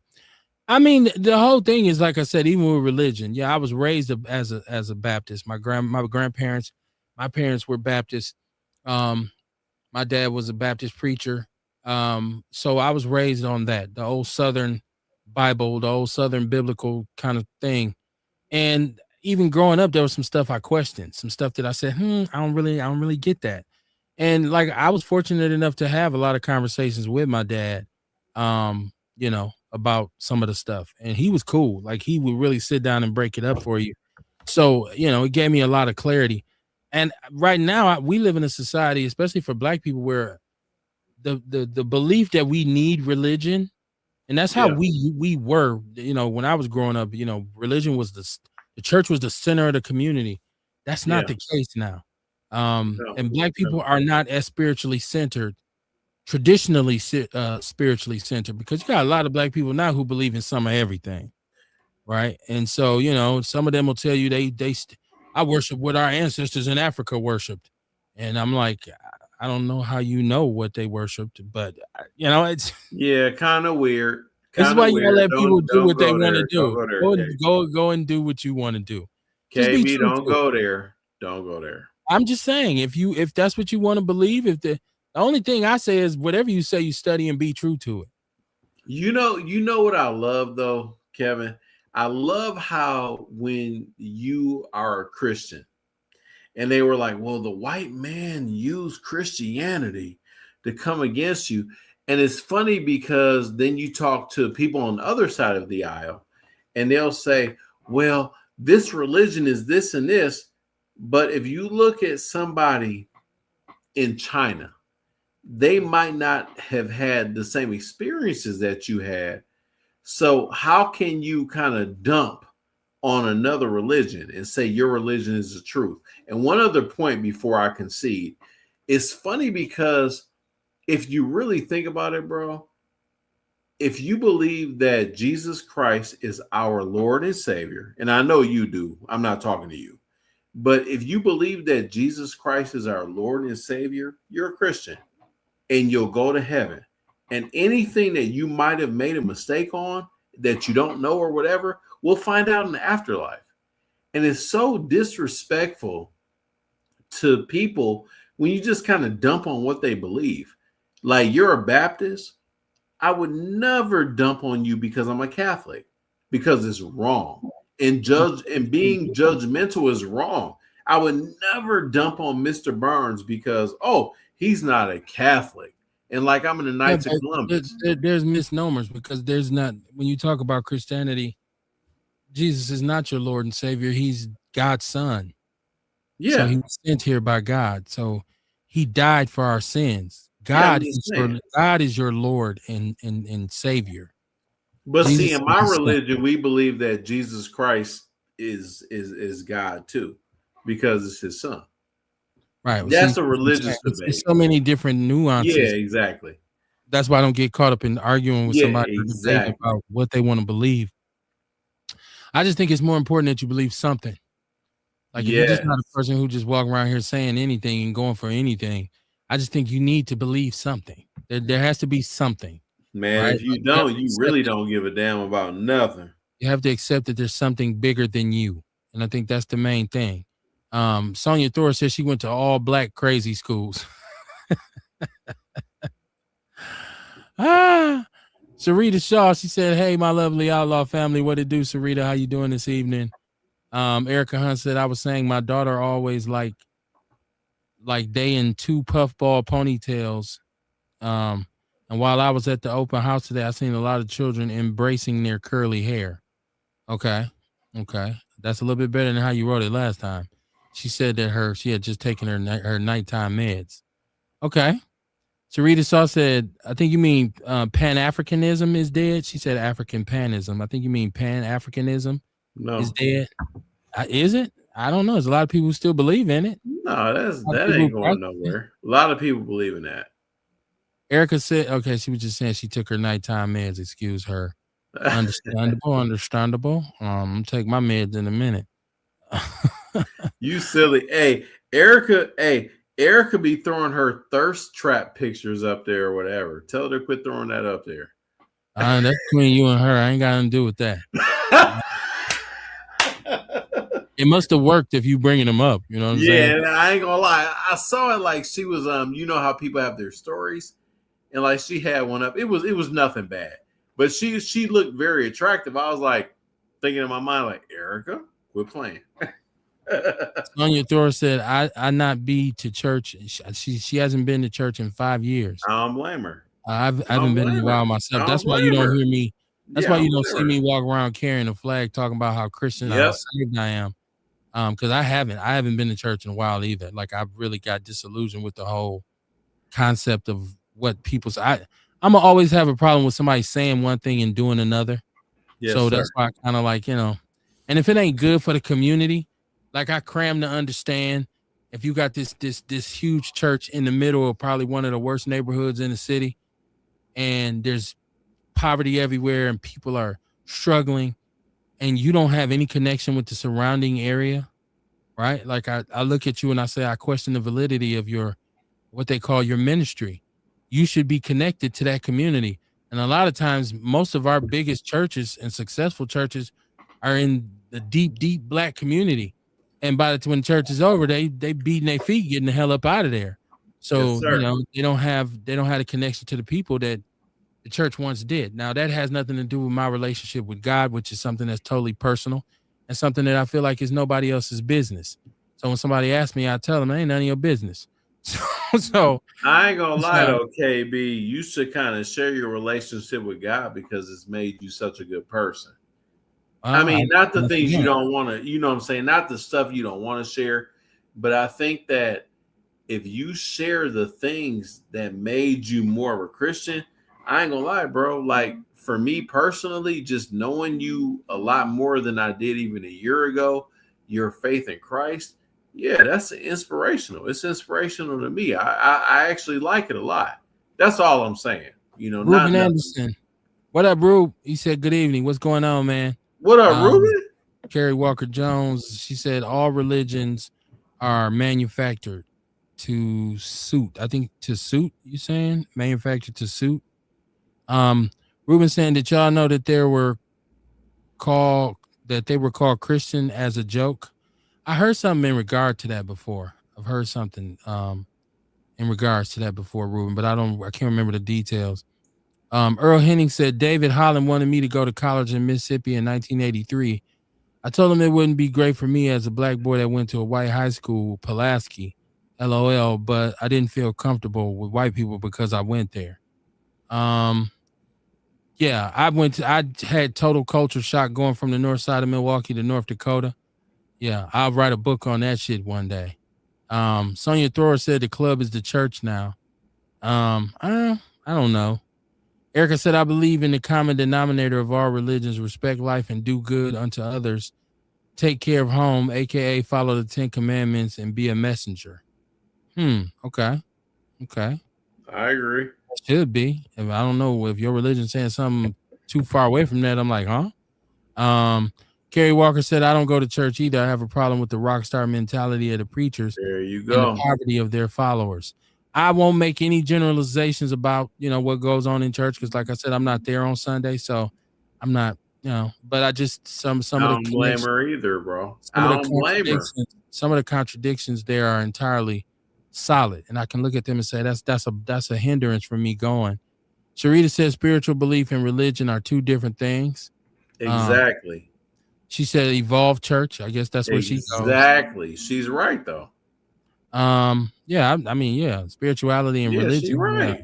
yeah. Erica Hunt said, "LOL, thirst traps. The pictures I shared the other day are not thirst traps. I'm just fine." She said, "If you want to see some thirst traps, ask my ex boyfriend and show some of them pictures he got in private only." Okay, Whatever, that's Erica. that's that I'm seems just like a conversation you and Ian need to probably have off the air, oh right? God.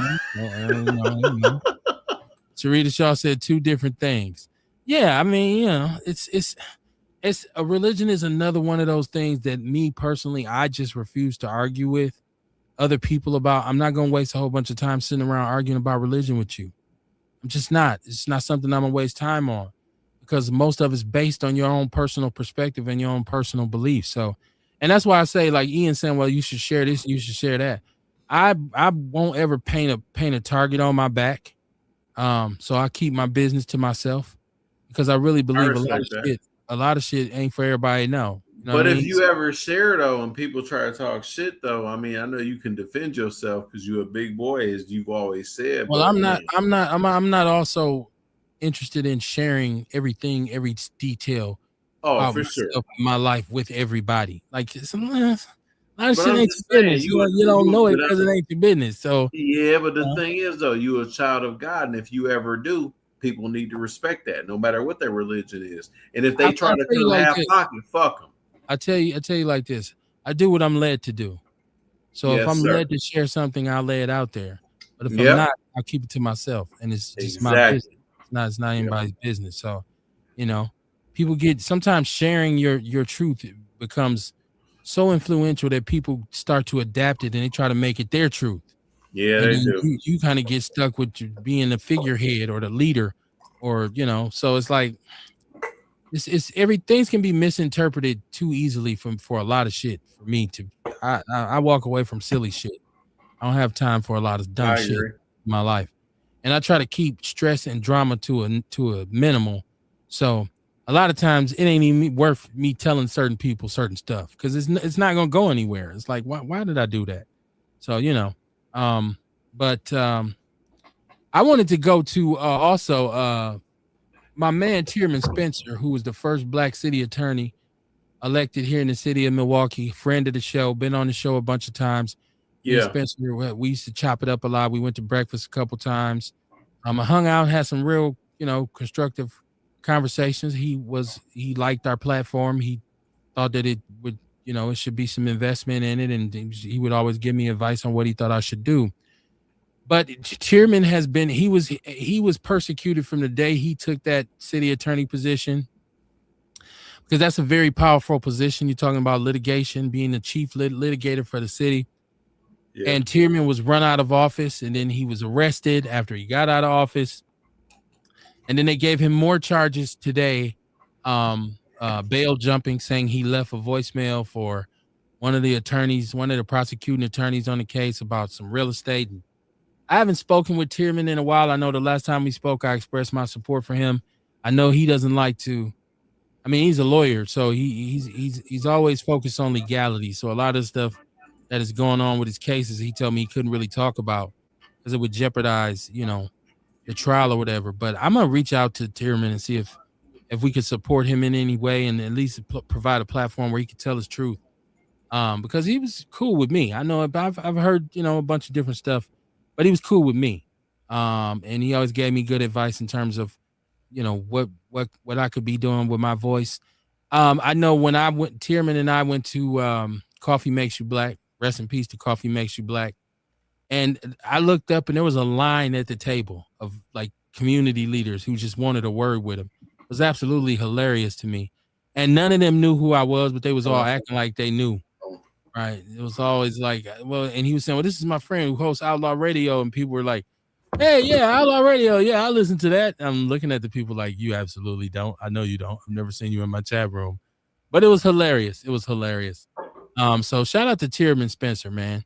I hope things get better for him because they've been at that man heels ever since he took that office. Kerry Walker Jones said this lady called me and told me I hadn't contributed to the preacher's birthday. I told her I needed help to keep my lights on. The bitch hung up on me. She said they won't get another dime of my money. And that was 30 years ago. Okay. That is hilarious. Um, Erica Hunt said, I attended Evolve, and honestly, I enjoy the message, and it teaches what to do as a child of God. It's a relief from the church that just wants you there 2 and 3 times just to tell you you're going to hell. But I'm big on discernment regardless of what church you're in. Yeah, I mean, I think it should be a personal thing. Religion, your religious choices and what you choose to worship and stuff like that, that's on you.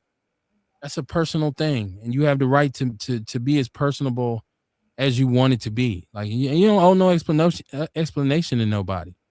So, it was a much bigger thing when I was growing up because you had some old people who that's what their thing was. It was all about the church and all about God and the Lord. And, they wouldn't hesitate to start right there on the street, start praying for you and laying hands. So, it's a different time now. People are in a different state of mind now. So you don't owe anybody no explanation. Whatever happens, No. like Doc said, only God can judge you. So Yes. that's between you and him. It Yes. doesn't have anything to do with anybody else. I told y'all I watch a lot of TV because I watch a lot of YouTube. I watch a lot of internet more so than TV. You finna go there. One of the things that I have been watching, and it's funny to me because I found it first on YouTube, is The Lesbian Homie. And I don't know. And it is The Lesbian Homie is it's crazy. Kev, don't do it. Because it is really about a group of lesbians and and there's this one particular individual on the show. He ends up having sex with a bunch of the stud lesbians. Okay. It's called The Lesbian Homie. And it is crazy to watch this show and watch a lot. And a lot of these are pretty women. They're very attractive sisters. I was just about to, I'm going to chime in when you're done. And they're acting just very butch and like studs and this kind of thing. And so I'm watching it, and then I'm realizing that overall, I started to seeing some posts on Instagram about people talking about the show, and lesbians have a disdain for straight men. I guess lesbians really hate straight men. Like it's crazy to me, but to watch this show, and sometimes it's just over the top. Like some of the women just calling each other bro and acting like they think dudes act and talking like dudes. And it's just, I'm sitting there and I'm saying, this just seems like a bunch of y'all, like most of y'all are just confused. Especially when you figure that it's centered around the fact that the girls who are supposed to be studs are sleeping with this same dude, right? And so, it's, if you never watched The Lesbian Homie, it is very, very funny. It is, because it's Big Ja and a bunch of his friends. He's funny as hell, bro. I love that dude. The whole crew is stupid and stuff like that. Like there's a bunch of vignettes that they were doing on YouTube. That's why I ended up watching The Lesbian Homie, because I watched all the little skits that Big Ja and all his friends used to do. But it's very strange to watch this, because when I see these young ladies and they're acting like they think men act, and I'm like, is that the way they see us? Like, because a lot of it's just so stupid.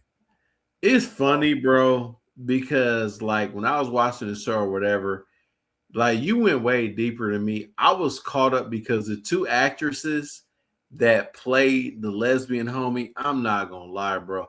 I actually got a response from the one, for lack of a better way to put it, she has extremely, large. I know you're talking about. I think her name is Persephone. I don't know, but I said something where I just complimented the skit, and she said, "Thank you very much." And it's just funny, these new content creators, it's just a different breed, bro. Like they respond to you, they talk to you. But just far as on some other stuff, just as a person that's a fan of their work, oh my God, both of them are just, and I'm not into like, bigger women. Oh my God, both of them are beautiful. No, bro, like they are gorgeous. I was like, man, please, they look good as hell. I was like, I know he was doing his casting, and I know he was looking for the most talented. In addition to those two being talented and funny, they are both, to me, on a scale of 1 to 10, I get them an 8.5 to 10. Those are beautiful women, dude. Or over the Seriously. years, it's a community because Woo. over the years, he has done so many skits. Yeah, he is. He's very talented. And I a like lot him. of those, a lot of the individuals in this series have been in various ones over the years, Yeah, they especially have. women. And so, yeah, I would agree with you. There's all of them mostly are attractive, Beautiful, man. and so that's why it's like funny to me to see them with this stud lesbian kind of mentality, and I'm Yes. like you would think like that's kind of like a waste of a woman, Because I'm like, they fine as hell. I'm like, what yeah, the heck yeah. is going on? I'm like, oh, you women are just beautiful. But And I've seen a lot of skits where a lot of those women are playing straight women too. So it's just kind of like, okay, this is ridiculous. But I watch it though, so I can't be too critical of it because I watch it. Sharita Shaw said trans men hate women. Yeah, it's yeah, they do, and that's sad because they want to be women so bad, but they'll never be women. You trans men can stop. You'll never be women. I know that's probably somebody will clip that out, but no, you'll never be women. You're not Erica a woman. Hunt says, I never understood becoming something you claim to hate so much. Like, why would you be a woman and hate women? I never understood. Erica, a good looking woman too. I'm not. Well, we know you think so. I do. Right, I'm glad you're able to say that. But it seems like a lot of confusion to me too, Erica. That's why I've never really been. I'm not in that community, so I don't. Yeah, that's weird to me, bro. Either. Personally, this shit weird. I don't like women, but I act like one. Like that. Yeah, that's weird as fuck, bro. Like, I don't understand the hate. Like, you never gonna be a woman. Just be who you are, and then the people that like you like. For people who don't like black people could go and get suntans. Like, what? Thank you, bro. What's your malfunction here? That's a whole nother show, KB. Earl Henning said Tubi movie. Yes, it's on Tubi too, Earl. So you ain't lying. I watched the hell out of Tubi, y'all. Hey, and my boy Jay Davis show, Creative Hustle, is on Tubi in second season right now. Check it out. And I'm doing some writing for him. So please, everybody go to Tubi and watch Creative Hustle. Erica Hunt, she said, I can't tell you ain't into bigger women, ENC Jordan. I'm a big woman. Yeah, I like you. I already said it. Oh Lord. No, you ain't making no love connection. She all the way in Wisconsin. She said, Sharita Shaw said, and they portray us as ghetto as hell. Who is that? Tubi? I don't know. I love Detroit movies on Tubi as well. She right though, they do. I mean, it is what it is. I love Detroit movies, man. I don't know what it is. And they have a community too of certain actresses and actors that are in those movies, and I rock with them too. So yeah, I support it, man, because it's people like us that's trying to get on. So I do really support that. That's why I kind of watch the movies. I'll stream them because I know they go off the views, and they'll have. Yeah, I do. I support it. Everything that they're doing. Yes. I got to step away for a second. Ian, talk about what you do on Friday nights and what you're going to be doing this week. Actually, this week, go ahead, KB. This week, what I think I'm going to do, guys, because I've had a lot of you kind of send me messages and stuff like that. Friday, I guarantee you I'm going to go on. I think I might go on Sunday. It's a lot of stuff we got to talk about in regard to what Trump is doing with the voting rights, in regard to the redistricting, all of those different things. What I think we need to do is just focus on a lot of the local elections and stuff like that. But to kind of keep it 100, though, man, I don't know. I just think that as far as a lot of the things that are going on right now, it's kind of like, damn, like, man, it just seems like they don't like black people. And I don't like to be, you know what I'm saying? I don't like to really be judgmental. And I don't want to do none of that shit. Like, I be listening to Dion call the show, all jokes aside, like, I be paying attention to all this. And I be like, man, this is the best audience that I've seen in podcasting. And it's funny because you got so many different walks of life, and you have so many different people that literally come together just to pay attention to something. And you know what? I'm going to look at some of the comments. Erica, you so funny talking about, Ian, I can't tell you don't like bigger woman. I'm a big woman. Man, get out of here. I already told you, you are a very attractive woman. Get out of here. All y'all. Sharita, you beautiful too. But with that said, though, I think that we've come to a point that we've got Sonia, you're beautiful too. We got to get to a point to where, guys, honestly, Dion, KB will be back in a minute or whatever. I know you call.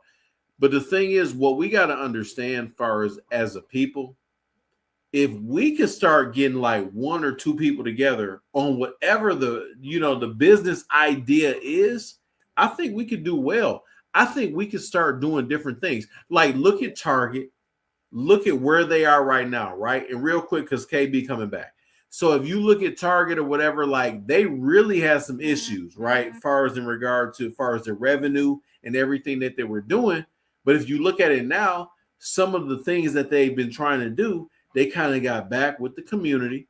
They kind of got off that MAGA nonsense. And now Target is making money again. And the reason they weren't doing what they were doing is because we stopped shopping there. Our power is in the dollar, man. Like black people are really in control of a lot of different things. KB, I see you back, big man. I was just going over the whole Target thing and big women and everything else. I know I'm laughing because I heard you. I see Sonia Thor says, I'm good size too, looking good for a 60-year-old. Whatever, Sonia. You know you looking good doing your thing. You are a beautiful woman yourself. Go ahead and do your thing, sister. Ian on here entertaining the ladies. Shut up. She is beautiful, and so is Sarita, and so is Erica. You so funny. She said, I agree, Ian C. Jordan. Sharita Shaw did. Yes, ma'am. Dion, I know you were calling when I was stepping off. Erica said, Yeah. what being in Wisconsin have to do with it? I get PTO and vacation time. Oh, well, she said, what her being in Wisconsin, what that has to do is she basically saying she can come out to Arizona to see you. No, that's not what she was saying. What she was saying, as far as in regard where I was talking about people sticking together, and she was saying that's something different. That's an offline conversation. No, you said all the way in Wisconsin. She said, what being in Wisconsin got to do with it? I know how to read, man. I know what she's saying. She said, I get PTO and vacation time. And I'll send her my information. Sarita saying, she said she get vacation time. So hop on a bird. I know what it said. You know, try to. No, that's not what it means. I didn't know what she was saying. Now I'm saying I didn't know that's what she was talking about. I know what it said. I put an article. Now, did y'all see this fire? There was a big fire today, and because I was outside my house and I was looking east, and I seen just black smoke in the air. First, I was driving, and I was driving east on Capitol, and I seen all this black smoke. And then when I went in and looked, Bishop Creek, I don't know if you know where Bishop Creek is on 32nd in Hampton, was on fire. Yeah. So, and it was a huge fire. That's a huge building. It's an old, I guess it was a factory back in the days. And what the hell? How did that happen? Well, I don't know how it happened. I just know it was burning. And it was like people were on Facebook. People on Facebook had just pulled over and were going live, just kind of like showing the fire. So it's like, so I hope if you have, family in that area, I hope everybody's okay. But that thing has been sitting there. That has been sitting there forever.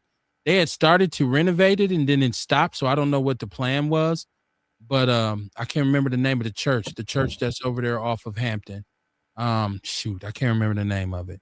I think that they were the ones who operated it. So, but it was a big fire. So, I hope that works out. Let's see. Let me go back up to some comments that I missed while I was away. Sharita saying, Ian, she's shooting her shot. Erica shooting shots. And was handing. Yeah, I'll be out to Arizona pretty quickly. She said, listen, I've been telling our community to stand up and fight back since 2020. Also told our black community to not sit out all the King's rallies too. That's a good point. No King's rallies. Okay. No King's I actually had one of my guys who's an activist say that not enough black people are at the rallies, but you have white people at the rallies saying it's dangerous for black people to be at the rallies because we the ones that get targeted and get arrested if anybody gets arrested. So right. I do understand the perspective from both sides. Right. Yeah. And I mean, it's wild, everything bro. Ain't for everybody. I'm not one to go and sit around at a No Kings rally because I don't, I don't like big crowds. I'm gonna avoid big crowds Me every chance neither. I can get. I ain't with that shit. I do think we need to take more of a stand with what's going on. But like I keep asking week in and week out, what is it that we're supposed to do? What are we doing? Because anything we decide to do, Thank you. then we got to do it together. It has to be a unified decision. Um, Yeah. yeah, Carrie, I seen that there were 3 houses this morning that burnt down in the hood. Erica Hunt said, "Ian, wink, wink." Okay. Oh, you said you said she was thirst trapping. You started it, so I wasn't trying to give her a hard time. It was a picture where it was kind of, you know, it sound like she trying to give you a hard time if you give it a million.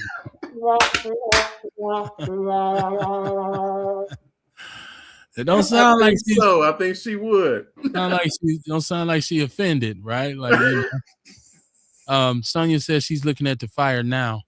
Holy Redeemer is the name. Thank you, Brandon. Brandon Hayes. What up, Brandon? Brandon Hayes. I always say, I love that dude. if it's in the People's News Network, Brandon Hayes probably put it in there. He's the largest contributor yes, for my he group. is. Our yeah, group. he is. Yeah, he is. So shout out to him. I didn't even know he was amazing, out there. actually. Yeah. Holy Redeemer, yeah, Holy Redeemer. That's the church. That's Sharita, so sad. Sharita's hyping up Erica. Oh, Sharita crazy, ain't she? Said don't back down now, Ian. Ian is in Arizona. You said who's in Arizona? Ian is in Arizona. Not. She is not nowhere near me. It's all good. It's just a little. No, she was asking. She was asking who was in Arizona. Oh, me and I think. Oh, what, no. Carrie, Holy Redeemer's not burning the building. They run Bishop Creek. They run Bishop Creek over there off Hampton. That's who purchased that land and who has been, kind of renovating everything on that corner, because they made across the street. They made that building is like a African American arts center.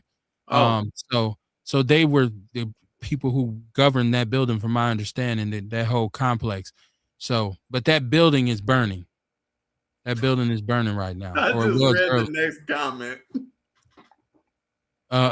Earl said, "Outlaw love hour." I can't stand Ewok crazy ass. Y'all so damn crazy. It is what it is, man. Black connections, baby. Right? Dating sites making millions off this shit. Why not? We can do it ourselves. You know what? Actually, you trying to be funny. I did take the fucking Google AI certification. I'm actually in the process of getting it, and it talks about creating apps. We can do an outlaw. We can do an outlaw dating app. You can do an outlaw radio dating app. I want no parts. You don't want the profits, Kev, because it actually comes from you. Right? No. He's like, no, nigga. I won't be involved in the facilitation of it. Hey, school, what the hell did I walk into? Ian on here getting nasty. LOL. I'm not getting that. And then you got Sharita crazy ass making comments too. She said, "Ian C. Jordan here blushing, so cute." Yeah, Erica don't play with me. She said, "Play with your mama." Hey, what did Beanie Siegel say on the Breakfast Club? You better play with something safe. She's not trying to hear that shit. I seen y'all that they closed the down on Water Street, Duke's on Water Street, which is very popular. And this must be a white establishment. It is. So they closed it, right? And so that and a bar that was in the same building, because they said they were concerned about the violence that's been going down on Brady and Water Street. And so, we were just talking about this last show where I said that for a long time, that the white college students from UWM and Marquette, go down on Brady and Water and acting ass all the time. And nobody ever really gives it as much press as they give our youngsters, So the solution that we're going to have right now is you're going to have a city that's basically going to have very minimal entertainment at night. And let's be honest, at a certain age, what else is it to do besides go out? Let's get dressed. Let's go out. Let's go to the club. Let's go party. One of the things when I did used to go out was one thing I did enjoy was seeing Black people party together. I always loved being in a place where everybody was dancing, everybody was having a good time, laughing, joking, talking, shooting darts, whatever. because I felt like, okay, this is how people should naturally get along. Yep. But, because of all of the bullshit, all of the fighting, and people get drunk and can't control their liquor. And like I seen a bunch of girls fighting outside Savoy's the other night, on wing night. And it was like, how long do you think our establishments will be open if this is the way we're going to continue to behave? That's where my black fatigue comes in at. We were talking about black fatigue the other night. That's where my black fatigue comes in at, is sit your ass down. Why you come out if you mad? Right? Like it's stupid. But I thought Duke's on water is crazy, because that is a pretty popular bar for white people. And you don't normally see white people close up their spots. It's usually a black spot getting closed. This is Carrie Walker. She said, "Is Ian blushing? I had to step away. I missed something." I don't know what's going on here tonight. It's a lot of Sonya throat. Hey, be your ass crazy. Yeah, I'm here. Kev's crazy. Yeah, that's what I'm saying. Blame it on Kevin when in doubt. Hey, it's funny when people get mad at you, they be like, "Fuck Kevin, I'm doing the same thing, but in reverse." Man, shit is crazy. Kevin. All right, Kev, it's on Kev, right? It's all good. I don't mind. Earl Henning said it was going to be a hotel. Is that what they were going to do with Bishop Creek? Make it a hotel? Was this Carrie Walker Jones? She said Ghost Town. Sharita Shaw said, we used to be downtown. Hold on. She said we used to be downtown, then end in the hood. We use downtown, then end in the hood. Yeah, well, get out from down there at a certain time and then get back to the hood. Yeah. She said used to start. Y'all be killing me sometimes with these comments. I can't remember who used to comment on the show, and every sentence was a different kind of comment. Like one sentence per comment. It used to take me forever to read a sentence by this dude. He used to have me cracking up. Erica Hunt said, listen, I said as a grassroots organizer that we had to keep our momentum we had in 2020 for almost a year straight. We were going strong, and then we slowed down. Donald Trump got in office. We were supposed to start underground organizing without the white counterparts. I would go back to 2016 when the whole city was just the spirit of activism was just through here, man, for grassroots activism. That's been gone, but they went after a lot of the organizations and just dismantled the leadership. So, rest in peace to the general, Rick Farmer, because we as the Panthers, the original Black Panthers in Milwaukee, we used to get it in. We used to be everywhere, all over this city. She said some stuff about partying. Well, you end up in the hood. Yeah, that's how I used to be. Because I used to break my neck to get from wherever I was going or wherever I was at so I can get back to Atkinson and get to J&J's. That was our spot. People didn't understand it. Like my friends used to be like, wait, you just left the club to go to party on Atkinson? But it was the hood, so it was priceless. We used to have a great time. Erica Hunt said, I want to open a black bar in Dukes. The rent gonna be cheap now. Well, they said that the building was sold. I guess the building has new owners. And I don't know if they have an interest in having the building function as a, I don't know what happened there. We can only assume, but I'm gonna start doing some research. I'm actually curious because I actually started doing some research on Carter drugs because I want to do a short on Mr. Carter, because I think his life is just not acknowledged enough. He did so much for the community, bro, and how long he was there, his legacy.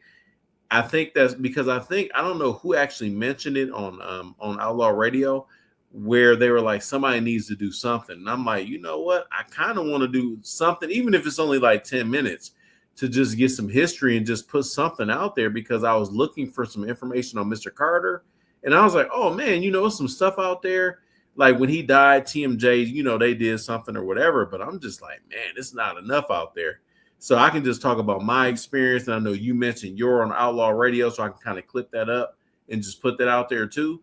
So yeah, man, I just think it's funny because there's so many different stories in the community that honestly, man, they might not ever be told. So there you go. Earl Henning said rent. Okay, so he said rent is too high, and there's a bar and a restaurant waiting to down there on Water Street. I believe it. I believe Okay. it. Yeah, I believe it. It's one Um, in the chamber. Yep. A says, "Shit, I started in the hood first because the drinks was cheaper. Who in the hell wants to pay $20 for one drink? The parking downtown was always horrible for me when we went out. Stupid parking, bro. Yeah. I used to be like, this is just stupid, man. Because sometimes we used to have to walk. Oh my I used goodness. to hate going downtown. I like, honestly though, outside of saying you obviously not wanting to get shot, like I was on Meineke, so we had a couple of the hood bars, and you got like two or three. Like you'll have one that's like maybe on Center, then you'll have another one that's on North, and then you'll have yours that's kind of within your hood, like between Meineke and another street. You know what I'm saying? And that's how we used to get tilted. But at the same time, you kind of be like, man, you want to see more people. You want to talk to a different set of females because the women in your hood, you already know. A couple cats you done kicked it with, and you know what I'm saying, they didn't have relations with the other ones and vice versa. So it's kind of like, damn. So yeah, man, I see why people still be trying to go downtown. But me, when I'm from the old school, we didn't really like to drink and drive because like you said, KB, you said earlier, they was just looking for a reason to F with us. So it's kind of like, oh, okay. So yeah, that's why we tried to stay in the hood a little bit, but you don't want to get shot at the hood bar either. So Kerry Walker says they got a white monopoly on Brady Street. I They believe will it. buy it and let it sit before they let one of us in. She said Joe Cat probably already got it. I don't know who Joe Yeah, get a Cat. white front man, you be straight. See, Yeah. people gonna start going back to that. Get a white front man, Erica you'll be says, okay. correction, Kev. A lot of leaderships are developing their skills. Real leadership is not gone. The people who wanted music careers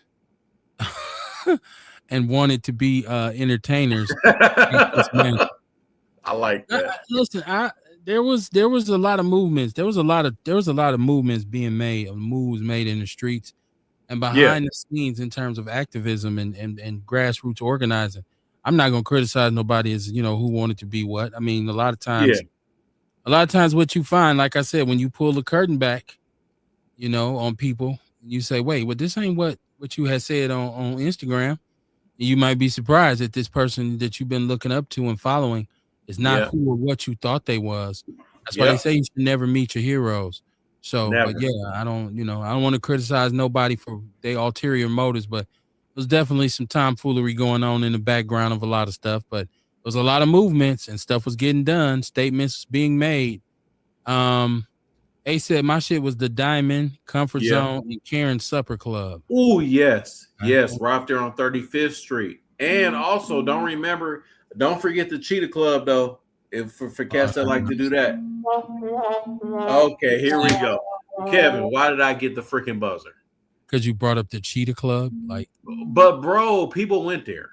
I'm just saying, I was just bringing it up. People went there. People did go there, but the Cheetah Club was one of the most just low brow, super ratchet. Yes. Just and I don't know if people know this, but I used to work for V100 when it was Clear Channel. I sold advertising, and I tried to get the Cheetah Club to advertise on there, and he wanted to. So I met the owner. He was one of the creepiest dudes I've ever met in my life. Heard. I feel like he had just been around too many naked women in life. Like he was just super. It was like he was almost slimy. Like, and I know he passed away. I don't want to insult, disrespect the dead. No, for sure. But he was very, very creepy. He was very creepy, man. And he had a baby by one of his dancers. And so he started telling me his whole life because I went in there. I used to go in there and check in on him. Just because I was trying to, and V100, they wasn't trying to let me put them on either. That's another thing. They did not want to. They was telling me that don't meet with him and all this. But he would call me and be like, "Yo, stop by. I want to make an offer. Right? I'm trying to spend some money." So I would go and sit in his office with him, and he would just tell me all of the horror that he was. It's funny you said that because working with with the baby that he had by one of the dancers, she was putting the spurs to that man, and he used to just be like broken by it. Like he used to tell me how she would just leave and he would be stuck with the kid, and he's trying to run this business. And he had owned it from like 1978 on. So he owned it for a very long time. So that's why it looked so old in there. If you went in there, you like, this shit look like it ain't been remodeled in forever. I remember I was only in there like twice. And it's funny though. It's funny you said that because I used to bodyguard for God bless the dead Dee Harrell. She used to be the owner of Viva La Femme. And it's funny though, because my sister's fiance used to be the owner of the Main Event. Obviously, anybody that paid attention to the show, I talked about it. Niecy, my sister, ended up getting killed by her ex-boyfriend. But it's funny though, when Shag and them used to let me up in the Main Event, they used to let me hustle in the parking lot. And I was like 14 years old. And they used to let me come into the bar and drink and shit, bro. It was cool, like when I was that young. So, but to bring it up, it just shows you far as the culture of Milwaukee. And that's one of the reasons why I want to talk about far as the history of Milwaukee with Carter drugs and all that, because Milwaukee has just a crazy history as far as what we can do far as to go forward. Like, I look at how I grew up, right? And how I used to, how I was part of a subculture. And now look at my kids. My kids will never know no shit like that. My grandson, he'll never know anything like that because of the changes that we made. And like, you look at the Cheetah Club and you look at the Main Event, and you look at all of these different venues to where, underage people used to go in there, right? And stuff like what we were talking about, like you were like, man, that was kind of low end or whatever. Like, our kids and shit, they'll never know nothing about that. And that's where I think the, as far as evolving, and I think that's a positive thing. And I think that's where we kind of need to go. So that's kind of dope though. Rita said, y'all remember when downtown bars used to question how baggy your clothes were? Yes. And shoes and all kinds of crazy shit. Like stupid stuff. Get to the door and, they gonna put the screws to us and then charge us $20 to get in. And, it just going out downtown was never my thing either. Like Ian and State. Nah, I hated that shit. I never was really. I had a couple partners who knew cats down there, so they hated niggas, bro. We could get in certain spots. There were certain spots where we got preference, where we can get in. But other than that, I wasn't never really big. There's something about being down there too, where it felt like, especially with the females, when they got down there, all of a sudden they became bougie. Like It's like you in a bootleg episode of Sex and the City. It's like, yo, because you out downtown that you think you like top notch. So yeah, I never was in favor of downtown either. I never thought it was. They did used to sweat you about every little detail. Earl said Milwaukee, Wisconsin, Black history need to be told, the real one. Well, it's documentaries there. If you go on YouTube, it's a bunch of them. I just watched one earlier today about what Milwaukee used to be. Sharita Shaw said, that's when I let that shit go forever. And Erica Hunt said, in me. I don't know what she's talking about. She said Tommy's was my spot. Tommy was a little hood for me too. It was a little, got their wig split up there. Like Stargazers. I seen so much shit happen in the parking lot at Stargazers. It used to be just stupid. Like, really? Like, what the hell? It used to be crazy. They tore that shit down. They did that shit like the Players Club in the movie. I heard. Closed it and tore it down. Let me see. Erica Hunt said, I'm too young to remember them spots. Yeah. Sharita said, she said naked drug addicts.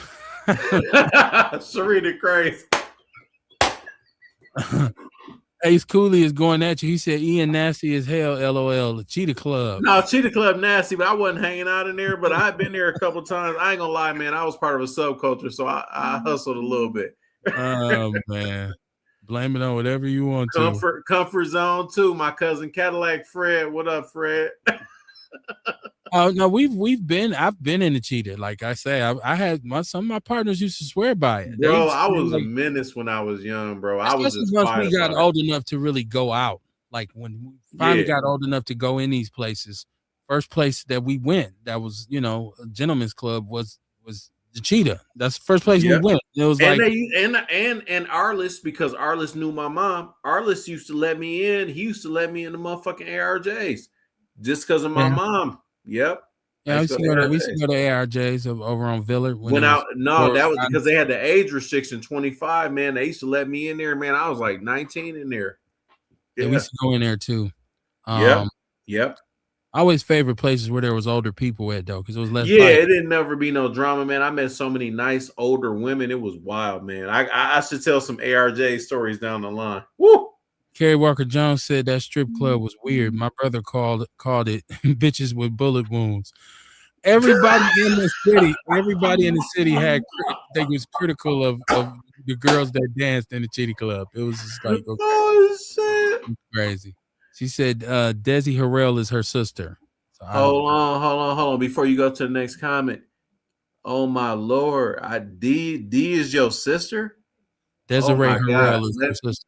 no D. We used to call her D. This is the crazy part. Before you read the next comment, man, D. She owned Viva La Femme, man. They used to give us fucking a whole bunch of like, you know how you get them noise ordinances and shit like that or whatever. That a gay bar? Yeah, it was a female gay bar. And I used to be Dee's bodyguard. And the reason she liked me to be around and do security is because I wasn't gay, but I like the gay girls. So I always, you know what I'm saying? Because they used to come there a lot or whatever. So I thought that was exciting. But dude, that motherfucker Charles, this is what was alleged. She was fucking with this one chick. The husband or ex-boyfriend or whatever he was, he followed in this, and I stopped working with her a couple weeks before all this shit happened. And this nigga followed her dog and apparently killed her on the street. I found out like with my ex-wife or whatever, I was in Walgreens parking lot and they called me because my mom was really tight with their daddy. I don't know if it's Kerry Walker's dad. I don't know if they got the same dad, but his name was Walter. Walter was a pimp. Like I said, I was part of a subculture. My mom was part of a subculture. So I was kind of part of that life. And when I found that out, man, that's one of the reasons I changed my life because I used to be with D all of the time. And the fact that he came in like with pistols and aired her, I would have been with her. Like 3 weeks prior, she was going to her girlfriend's house. We was making a money run because at the end of the night, we would count all the money that was made in the bar. We go in the basement, make sure everything was straight. And then, put everything up, you put the 5s, the 10s, the 1s, and make sure everything was straight for the bank run in the morning, or I think it was Tuesday. And then we would go from there. But it's just crazy, though. Like, Milwaukee is small. I never knew that, man. Rest in peace to D, man. D taught me a lot of shit about business. She and her mom, too, taught me a lot of shit I know about as far as economics. So I appreciate that, man. Rest in peace to your sister. Real shit. Sharita says, Ian C. Jordan, I was in there a lot as a patron with my homie who loves strippers. That shit was sad in the Cheetah. Yeah, that's what I heard. Yeah, I heard that shit. I was only in there a couple times. And it was usually on business. Tonya Thor said, went to the club across from the bus station and Tatonia Avenue. Which one was that? I miss Milwaukee now that y'all bring this shit up, man. I know there's a couple spots that were dance spots years ago and had gotten closed down, but were still bars. I know I can't remember the name of it. It became Big Man's eventually right there on the corner on Capitol Drive. Milwaukee was cracking though, man. Oh yeah. I was gonna buy a spot on like 32nd and Viller, man, but the hood was too bad, bro. I don't think I would have been able to. He says, I remember Club Sensation and Empire Room. LOL. Empire Room. I used to fuck with Emil. I used to love the Empire Room too. I had a great time in there, and then I had a fight with like 9 bouncers. So that's pretty much the end of my Empire Room career. You stupid. He said 9 bouncers. I used to love the Empire Room too. There was a bunch of I used to go in there with a suit, and motherfuckers would make fun of me and shit. They should have. You really didn't need a suit to go in there. No, I didn't. But the thing is, though, it shows you I wasn't even part of that other shit. I was part of some other shit. So I went in there with the suit. Niggas was ribbing me and shit, and then we get into it with the niggas ribbing. I just know I had a movie style brawl with them bouncers in there. That was a crazy. No, they was bogus. They was bogus. I know all about the Empire Room, but no, they was wrong. They fucked that's with what niggas got them closed down. Yeah, they targeted niggas for no. That's why. What's his name? Emil husband got shot. That's why. Ace Cooley said, I remember Club Sensation in the Empire Room. LOL. Sharita said, it ain't nothing wrong with Naked Hustle. No, I don't judge anybody. If that's what you do, that's what you do. No, for sure. I don't give a fuck about nobody. Ace said, red Corvette. Good Lord. Yes, Silver Screen. We gotta have a show where we talk about these clubs, though, KB. That's shit wild. Y'all old as me.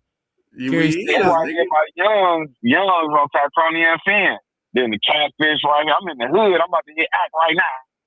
Kerry Walker Jones said that bitch ass Negro was afraid to confront her, so he snuck up on her walk the block barefoot Oh through the yeah, snow. dude. The shit. What was crazy about with her sister and shit, the wild shit, because she used to talk to. I think it was Tange or Tam. I can't remember her name, but my mom knew. My mom knew D when D was a baby, so we like always had that bond. That's actually one of the reasons I worked there, because she could trust me. What killed me though is he got arrested before. I mean, to put it lightly, I'm not gonna go into too much detail, but the dude Charles was gonna die.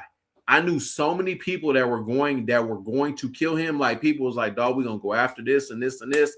And I heard a lot of it, but like I said, it was weeks. I hadn't worked with D in a while, and then after all that shit happened, she had a lot of love. Like I don't know if it's Carrie's mom or if it's her stepmom, because I don't know the relation, but they had a thing at Brothers and Sisters, which was right off of Sherman. See, he said it, Sherman Boulevard or whatever. We went in there like far as a celebration or whatever. Man, I don't cry a lot, man, but I cried because D was like, she was a different person.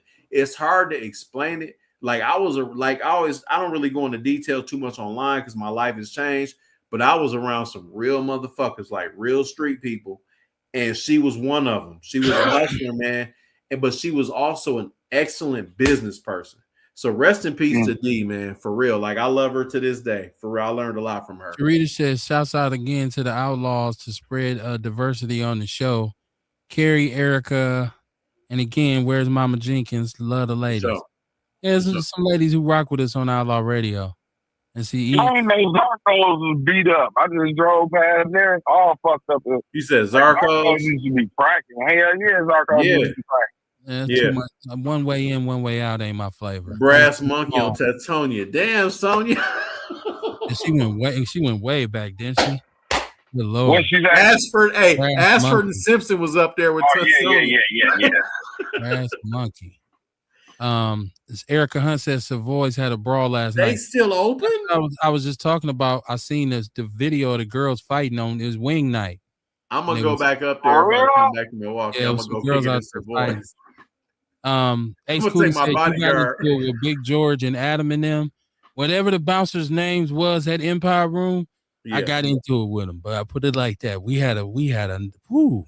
What's his name got shot because of that shit too? Emil's husband. That was like 2 weeks later. Like after that ain't. I cool. had my fight with them. Then that was like 2 weeks later, maybe a month, maybe. Them niggas wasn't long. They didn't last long after that. Yeah, fuck. But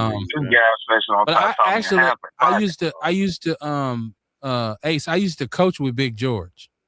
So George coached with us at Madison and Washington. Rest in peace to Big George, man. And he used to talk, about being a bouncer and stuff like that. But one time we started talking about that brawl, and he was just kind of like looking at me like, "Oh, that was you?" I was like, "You ain't gotta worry about it. It's cool." But yeah, George was cool, man. Me and George. Yeah, I heard about George. George coached the offensive line. I coached the defensive line, so we used to go at it. So I used to have my boys whooping on his old lineman. He used to get mad because you say he had a whooping on him, Kev. on his old lineman. He used to get mad because I used to be talking shit, man. It used to be so stupid. That's so funny. Yeah, man. Big George was my guy, man. He said they was whooping on their ass. I used to have my D lineman jacked up, man. They used to be whooping on him. And I don't know if George was involved in the fight because I don't remember him. But it was so many of them. Shit, I was throwing punches and eating punches. Trust me. Kerry Walker Jones said Tam. That was D's girlfriend. Yeah, Tam was a wonderful individual. She's a very nice woman. I don't know if she's still alive. But Earl said, who was married to you? I don't know what you're talking about, Earl. Who was married? Sharita Shaw said the girl got her shit split like a G at Savoy's. Yeah, she was bleeding. She was bleeding from what I seen. She got fucked up, huh? Sonya Thor said 33rd and Burla Street. Yep, that's where Brothers and Sisters was. Yep, I used to be in there all the motherfucking time. Yep. I'm cool on anything. 33rd and Burla. I don't remember nothing on Burla but People's. I ain't gonna lie, man. What was that other one? Cool on 27 in Burla. I'm past about an old ARJ, it's not. I'm cool. But it's called Liquid. Yeah, I was gonna say, man, I don't really go into my history in whatever detail because I got some family still out here. I just don't do it because it ain't nothing to be proud of. But yeah, I didn't frequent a lot of those spots. I'm cool on anything on Burla. Exactly, bro. And it was KB. It's funny that you, boy on my armor, bro. yeah, it's cool. Real. It's funny that you. It's, oh, my fault. It's funny that you say that, KB, because honestly, because I grew up earlier, earlier years, I was on Capitol. And then when I got my teenage years where I learned, a different point in life, I was on Meineke. And then like when I was really like kicking it and trying to kind of find my way far as trying to, figure out existential ways to make, far as extra revenue streams and money, I was over off of Burleigh. Dog, that's a different beast. It just is. And I learned. It's funny how you think of so many different ways to say selling dope. That's what you're doing. I never said that. Existential ways to make income. I never part of a subculture. I never said that. But trying to sell some dope. That's what you're trying to do. No, Burleigh ain't no joke, bro. And the niggas over there ain't no joke, man. Much love to them. They ain't no joke. Ran me off of that. Ran me out of there. I don't fuck with them. Yeah. Yeah. Erica said, my mama being Catfish and TNT, she used to let me come get a Coke on Dart Night. She said I'm enjoy being a youngster in this conversation because when I was at the kids' school, I was the OG. Okay. Yeah. This is Carrie Walker Jones saying, Mary Harrell is my mother. She took me in at 13 and raised me. I grew up in the same house with Desiree and LaShonda, Walter, and Wesley. That's my family. That's right. God bless all of them. Yep. I don't know none of them, but it's all good. Yeah. God bless your family. I'm like y'all. I do miss the old Milwaukee, y'all. Yeah, man. Old Milwaukee was dope, bro. It really was. It really was. Said what they put on their wings. I don't know. Them wings did used to be good, but Well, this nigga's stupid. That's Savoy's. I've been in Savoy's. She said the wings. I've been KB, don't even go to the next comment. I got to give my first wing story. I went to Savoy's because my mom knew what's his name, Apprentice. So we went in there or whatever. She said she was coming out because my mom, after a while, she just stopped going out or whatever. But they gave us the VIP treatment. I bit into them wings, bro, and they was so juicy. I don't know the season they put on them. I thought they was drugs because I had to get another order to take to the crib. They were so good, dog. And then they was playing that Jaheim, just in case I don't make it home tonight. Erica said they hit her with a few bottles. Oh, Lord. Is that why she was bleeding? Oh, for real? She should be going to prison sometimes this week. Oh, that's attempted murder. That's why you going to the box for that shit. You can't hit nobody with no bottles. Carrie Walker said she said the bar was across from Washington Park. Also had 1840 on. Yeah, that was Brothers and Sisters on Liz right there. Yeah, I thought. That was Mary's spot. There was another Brothers and Sisters down there on 9th Street too. She said I also had 1840 on Fond du Lac and Faces Lounge on Burleigh. Okay. Oh yeah, she young though. I remember 1840. Hey, it's some crazy Milwaukee bar stories. She's older. I don't think you mean she's young. Them is old school spots. 1840 wasn't too long ago. Now the cool spot is old on 27 Burleigh on the left. Is Ricky's still open?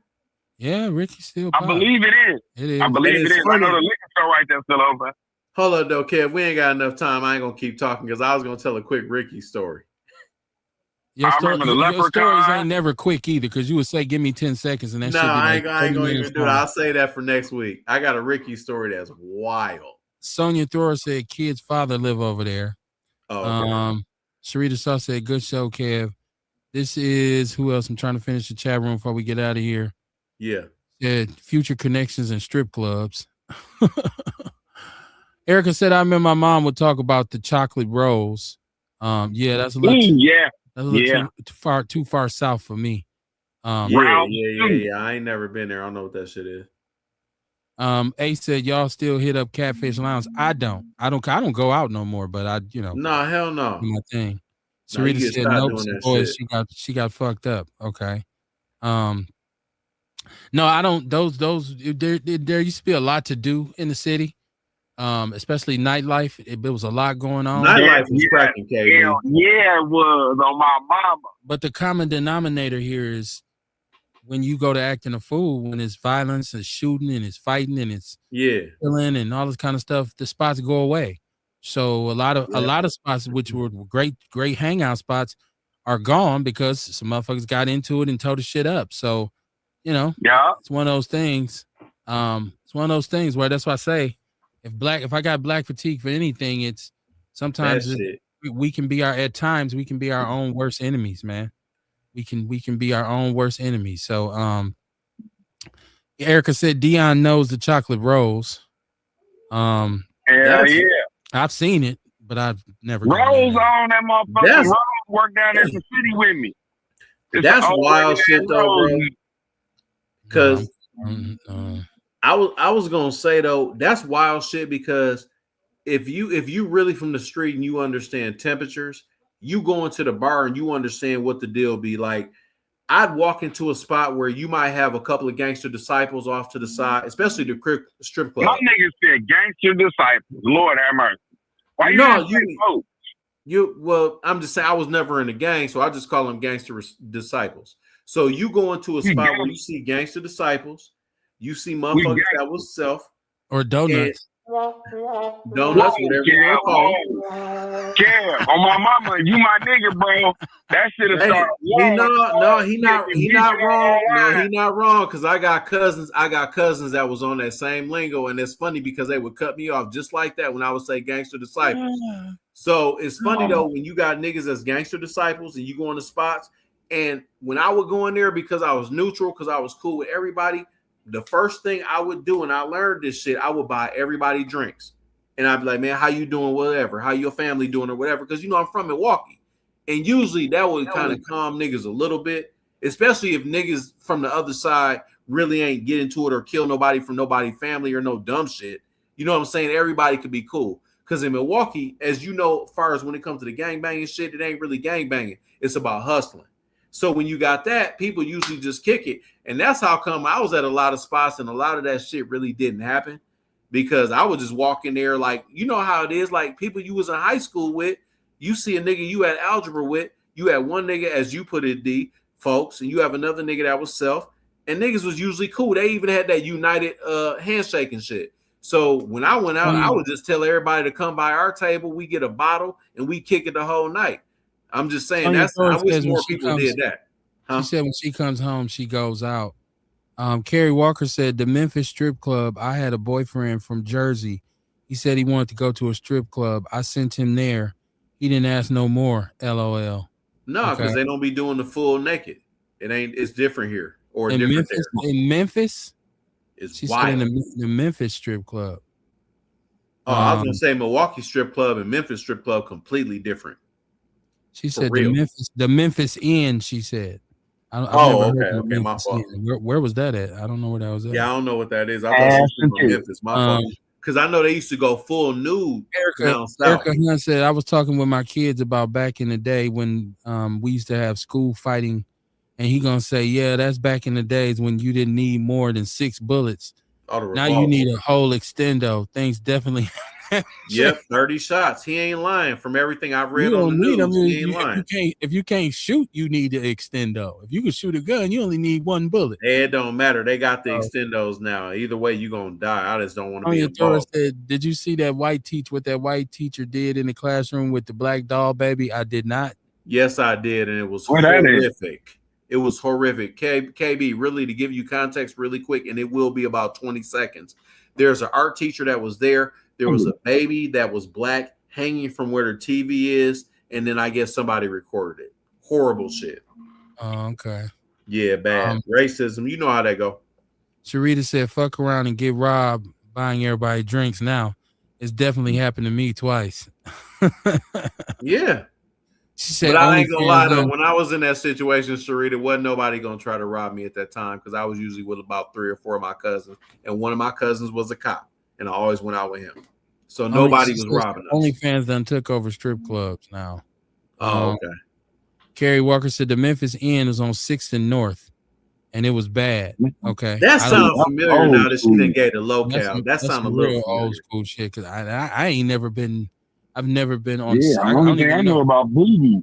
I don't even 6th and North. I've D never used to tell me about a lot of them dumbass spots over there. I never went. Like she used to be in the hood. I used to be like, no, nigga, I'm good.